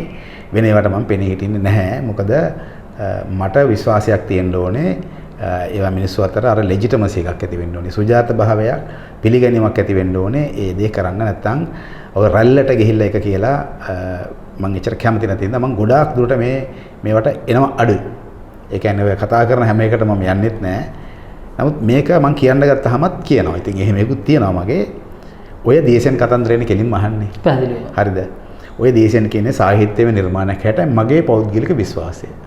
යම් සාහිත්‍ය කෘතියක් දැන් ඔය මේ මහා භාරතය ගත්තාම රාමායනය ගත්තාම ඕව අල්ලගෙනත් මිනිස්සු රණ්ඩු වෙනවනේ අප්පා. ඔය සාහිත්‍ය කෘතිනේ. කෙනෙක් කියන්න පුළුවන් ඒ සාහිත්‍ය කෘතියක් පිටිපස්සේ ඓතිහාසික කතාවක් තියෙනවා කියලා. හරි. ඉතින් තිබුණා වේ. ඒ විදිහට මේක වෙනවද අප්පා? වෙන්නේ නැහැ. ඉතින් මේවා මේ සාහිත්‍යමය ලෝකේ හදපු දේවල් මිනිස්සු මේ කාලේ ඇත්තටම වීරය හොයනවා. වීරයෙක් කෙනතුරු බලා සිටී කියලා. මට මතක හැටියට මේ ජර්මානු නාට්‍යයක් සිංහලෙන් පරිවර්තනය කරලා පෙන්නවා ගොඩ උන් නැහැ නකන් කියලා. ඒක මම waiting for Godot වගේ නමක්. ගොඩ උන්. ඒ කියන්නේ ඒ ගොඩ උන් නැහැ කියන එක කවදාවත් එන්නේ නැහැ. හැබැයි එනකන් නාට්‍ය යනවා. මේකත් එහෙම තමයි දේශයෙන් එනකන් කියලා වගේ එකක්. එහෙම එන්නේ නැහැ. ඔබතුමා කියන්නේ එක්තරා නාටකයක් කියලා මේ. මේ නාට්‍යයක් නේ මේක මේ. අර ගොඩ උන් නැහැ නකන් එකේ ඊළඟ එකක් තමයි මේක මේ සාහිත්‍යමය නිර්මාණයක්. බොහෝ විට මිනිස්සු જાතියක් හැටියට පරාදීන වුණාම කිසි කෙනෙක්ගෙන් අපිට හවුහරණක් නැහැ කියලා හිතුණාම අපිව බේරගන්න මහා බල සම්පන්න පුරුෂයෙක් අර ඇට්ලස් යෝධය ඇවිල්ලා ලෝකෙ බේරගත්තා වගේ. ග්‍රීක කතාවල තියෙන්නේ. ඒවා මෙහි ඉතන පොදුව නෙමෙයි. ඔක ওই ග්‍රීක දේව කතාවල නම් මහා කතන්දර තොගයක් තියෙනවා. ඉතින් ඉන්දියානු කතාවලත් ඒවා තියෙනවානේ. මහා බලවත් කෙනෙක් ඇවිල්ලා ලෝකේ බේර ගන්නවා කියලා. ඒක ඉතින් අර සාහිත්‍යමය කල්පනාවක් සහ ඊටාම පරිපීඩිත පත් වෙච්ච පුද්ගලයෙක්ගේ විශ්වාසයක්. අනේ කවුරු හරි මාව ගලව ගන්නයි කියලා වගේ. ලෝක ඉතිහාසයේවත් කිසිම තැනකවත් එහෙම ආපු යුග පුරුෂයෝ නැත. යුග පුරුෂයෝ කියන ඒවා අය නැහැ. යුග පුරුෂයෝ බිහි වෙන්නේ යුග අනුව. එක යුග අනුව පුරුෂයෝ පහළ වෙනවා. දැන් අපි උදාහරණයකට ගත්තා ලංකාවේ දේශපාලන විවිධ යුග තිබ්බා. ඒ යුගයන්ට සාපේක්ෂව D S. Senanayake, J R. Jayewardene, sir John Kotelawala, ඊට පස්සේ මහින්ද රාජපක්ෂ, ඊට කලින් චන්ද්‍රිකා කුමාරතුංග, ඊට පස්සේ ඊට කලින් ආර් ප්‍රේමදාස මේ වගේ අය හිටියා. ඉතින් ඒගොල්ලොත් යුග පුරුෂයෝ. ඒ එක්තරා ලංකාවේ එක්තරා දේශපාලන යුගයක් නියෝජනය කරන්න ඒ යුගයේ විසින් ඒ යුගයේ සාමූහික ජන විඥානයේ විසින් සංකේතවත් කරපු පුද්ගලයා. නැත්තම් ඒ තනි පුද්ගලයා මත මේක වෙනව නෙවෙයි. හරි. දැන් ප්‍රභාකරන් හින්දාද මේ LTT එක බෙහුනේ නැත්තම් ඒ උතුරේ තිබ්බ මිනිස්සු හින්දාද ප්‍රභාකරන් කෙනෙක් බෙහුනේ. නෑ ඒ සමාජයේ දිගටම ඊළාම් මිල්ලීමක් තිබුණා. නේ? ඒ වගේ විවිධ සටන්කාමී සංවිධාන තිබුණා. ඒ අනුව ඉතින් ඒක බෙහුණා. ඒ වගේ යම් පුද්ගලයෙක් අපි පාවිච්චි කරනවා යම් යුගයක් හඳුන්වන සංකේතයක් හැටියට. පරාක්‍රම බාහු යුගය, විජය බාහු යුගය, දුටු ගැමුණු යුගය. ඒ අය ඊටාම වීරවන්ත, ධෛර්යවන්ත පුද්ගලයෙක්. ඒ වැනි වීරවන්ත යුගයකට නායකත්වය දෙන්න ඕනේ වීරවන්ත පුද්ගලයෙක් නේ. අර කතාවක් තියෙනවානේ. බැටළුව රංචුවකට පුළුවන් ද සිංහයෙකුට නායකත්වය දෙන්න පුළුවන්ද? දැන් සිංහයා නායකයා නම් සිංහයාට පුළුවන් ද බැටළු රංචුවක් එක තව සිංහ රංචුවක් එක ෆයිට් කරන්න පුළුවන් ද දිනන්න පුළුවන්ද? එතන ගැටලුවක් බෑනේ. හැබැයි සිංහ රංචුවකට පුළුවන් තමන්ගේ නායකයා පත් කරගෙන තව සිංහ රංචුවක් එක ෆයිට් කරන්න යන්න. බැටළුව 100කට මොන සිංහකාවත් එක දිනන්න බෑ. වැඩක් නෑ. ඒ වගේ තමයි මේක. යම් යුගයක වීරත්වය පහළ වෙනවා. යම් යුගයක රණකාමීත්වය බිහි වෙනවා. යම් යුගයක ධර්මිකත්වය හට ගන්නවා. යම් යුගයක ශාස්ත්‍රීයත්වය හට ගන්නවා. ඒ යුගයට සාපේක්ෂව ඒ අතරින් ප්‍රමුඛයෙක් බිහි වෙනවා. නැත්තම් පුද්ගලයෙක් පහළ වෙලා එයා විසින් ක්‍රමයක් හදලා ඔක්කොම උඩට ගන්නවා කියලා එකක් නැහැ. ඊට පැහැදිලි. ඔව් ඒකෙන්ද මේ යුග පුරුෂ වන්දනාව හරිය මිත්‍යා දෘෂ්ටිකයි. ඒවත් දේශපාලන තමයි ඉතින්. සමහර විට යම් කුමන්ත්‍රණ වෙන්නටත් පුළුවන්. සමහර විට යම්කිසි දෙයක් නිර්මාණය කර යම් තත්ත්වයක් මතු කරන්න හදන චරිතයක් මතු කරන්න හදන දේශපාලනික උපක්‍රමයක් වෙන්නටත් පුළුවන්. වැඩේ තියෙන්නේ ඔය මොන චරිත මතු කරත් ඔක්කොම මීඩියා චරිත. එකක්වත් මහ පොළවේ පැලෙන චරිත නෙමෙයි. ඔහොම පැල කරපු චරිතයයි වට එකක් එහෙම බෑනේ මේ විශ්වයේ තියෙනවා එකට නීතියක් තියෙනවා. රටකට තියෙනවා ස්වභාව රටක දෛවයේ ඉරණම කියලා එකක් තියෙනවා. රටක ඉතිහාසයේ දෛවය කියලා එකක් තියෙනවා. ඒක අනුවයි මේක වෙන්නේ. අපේ රටේ මේ නම් කිව්වේ අපහසකටවත් මොකටවත් නෙමෙයි අපේ රටේ යම් කාලවලදී යම් රාජ්‍ය නායකයෝ පහළ වෙන්නේ ඊට වෙනස් කාලයක ඊට සම්පූර්ණ පරස්පර විරෝධී රාජ්‍ය නායකයෙක් පහළ වෙන්නේ ඒ යුගයට සාපේක්ෂවයි. හිතා පැහැදිලි එක. සාපේක්ෂවයි. එතකොට ඒ පත් වෙන රාජ්‍ය නායකයා ඒ යුගයේ තේරුම් ගත්තේ නැත්තම් සාමූහික ජන විඥානය ඉතිහාසයේ දෛවයේ විසින් ඉල්ලා සිටින තත්ත්වය තේරුම් ගත්තේ නැත්තම් ක්‍රම දෙකක් තියෙනවා වෙන්න. එක්කෝ එම පුද්ගලයා ඊටාම ඉක්මනින් ඒ යුගයේ විසින්ම ඉවත තල්ලු කළා දානවා. ඒ කියන්නේ නිර්පා හරිනවා. ඒක ස්වභාවික ක්‍රමයකින් වෙන්නත් පුළුවන්, මහජන නැගිටීමෙන් වෙන්නත් පුළුවන්, කොමන හෝ ක්‍රමයකින් වෙන්න පුළුවන්. පවතින යුගයට අනුකූල නොවේ නම් තමාගේ හැසිරීම, තමාගේ දැක්ම යුගයට ගැලපෙන්නේ නැහැනේ. ඒක එතකොට ඉවත් කරනවා. නැත්නම් ස්වභාවික හේතුන්ගෙන් ඉවත් කරනවා. එහෙම නැත්නම් එවැනි කෙනෙකුට ඒ යුගයට අනුගතව යුගයේ විසින් ඉල්ලා සිටින සාමූහික ජන විඥානය, ඒ කියන්නේ මේ යුගයේ හැටි, යුගයේ දෛවය, යුගයේ ග්‍රහ රටාව අනුව තමන්ගේ වැඩේ කරන්න වෙනවා.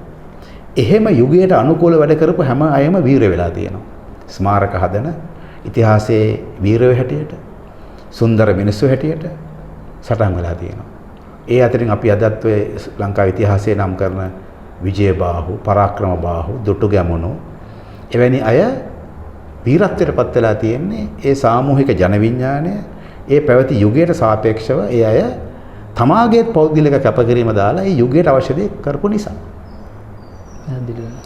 එහෙම කෙනෙක් කරන්න බැරුණොත් එයා ඉතිහාසයේ ද්‍රෝහියෝ හැටියට නැත්නම් බයගොල්ලෝ හැටියට සඳහන් වෙලා තියෙනවා.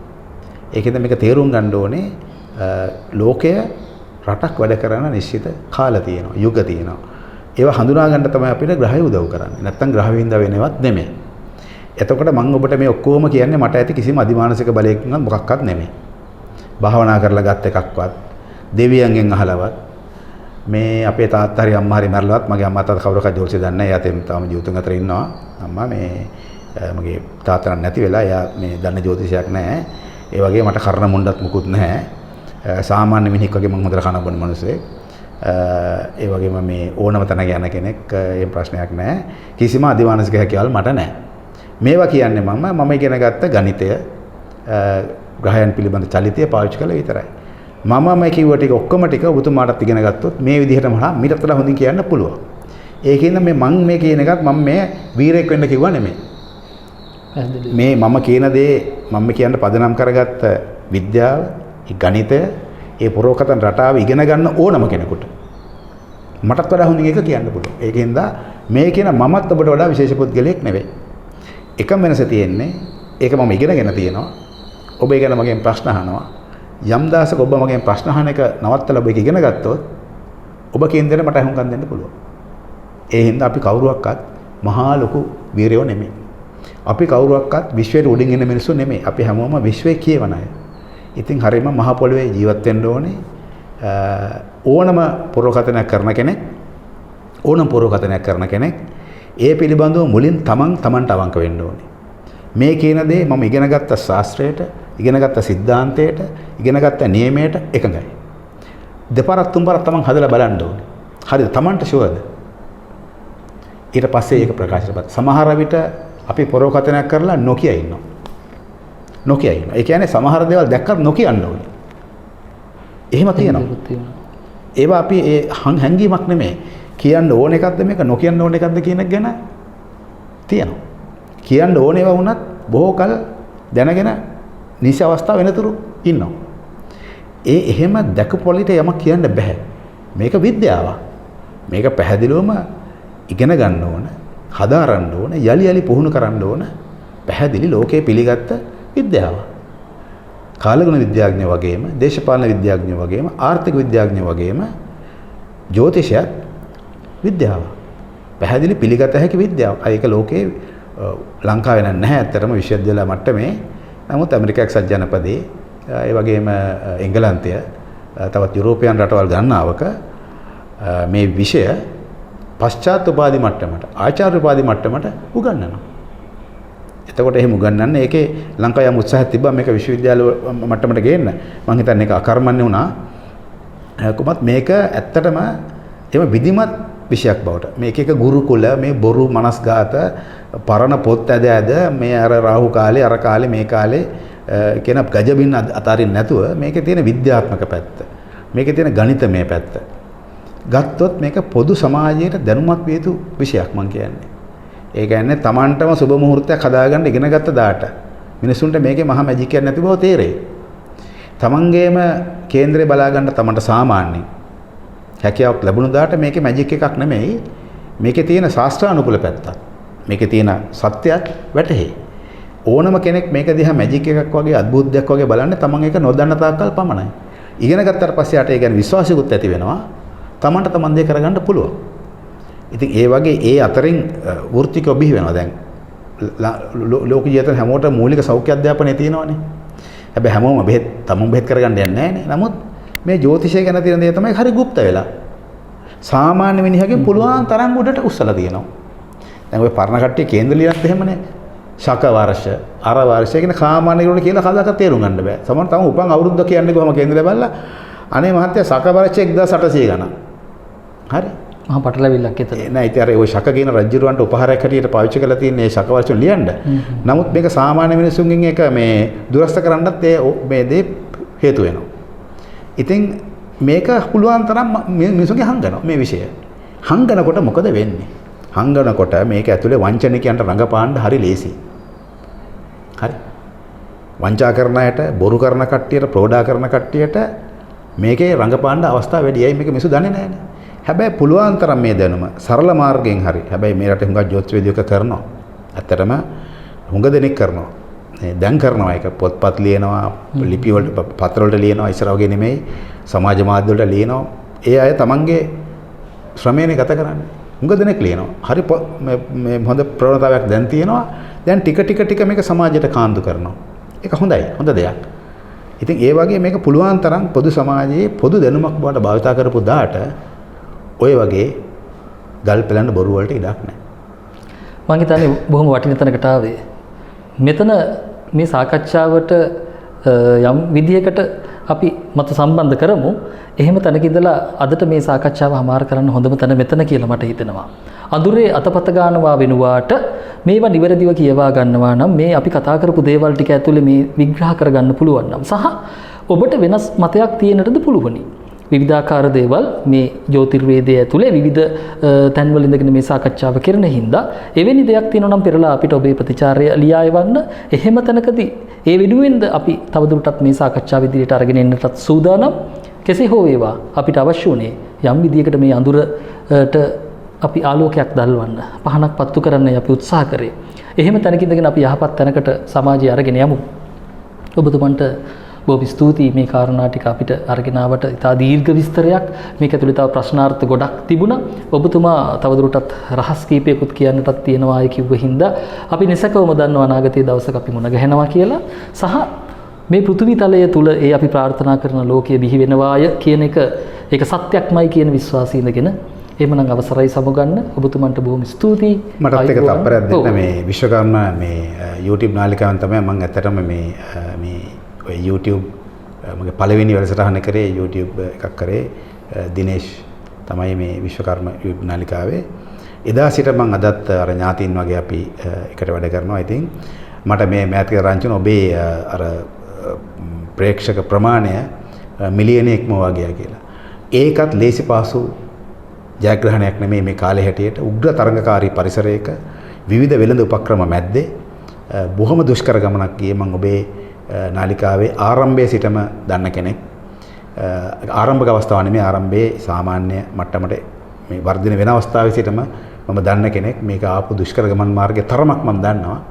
ඉතින් මම සුබ පතනවා විශ්වකර්ම YouTube channel ලබාගත් ජයග්‍රහණයත් ඒ වගේම ඔබ පැහැදිලිවම මේ ජාතිය ලෝකයක් දැනුවත් කරන ආලෝකයක් වෙන්නම කියලා සුබ ප්‍රාර්ථනා කරනවා. ඔබ ඇතුළු සෑම සිළු දිනාටම එහෙනම් තෙරුවන් සරණයි. මම හිතන්නේ ඒක ලොකු ආශිර්වාදයක්. KCG මහත්මයා කියන්නේ මම හිතන්නේ මේ විශ්වකර්ම YouTube නාලිකාවට ඒ තියෙන නෑකම හරි ළඟ එකක්. ඒක ඉතා වටිනවා සහ ඔබතුමා අපිට ලොකු ගෞරවයක්. එහෙමනම් අවසරයි සමුගන්න. ආයුබෝවන්. ආයුබෝවන්. ඔබටත් යහපත් හෙට ප්‍රාර්ථනා කරමින් අපි සමුගන්නවා. අපි සමාජයේ මේ තියෙනා වූ මේ අඳුර විනිවිද දකිමු. එහෙම තැනකදී ඔබට අපිට තව බොහෝ දේ තියෙවි කතා කරන්නට. ඔබට යහපත් වූ හෙට දවසක් උදා වේවා.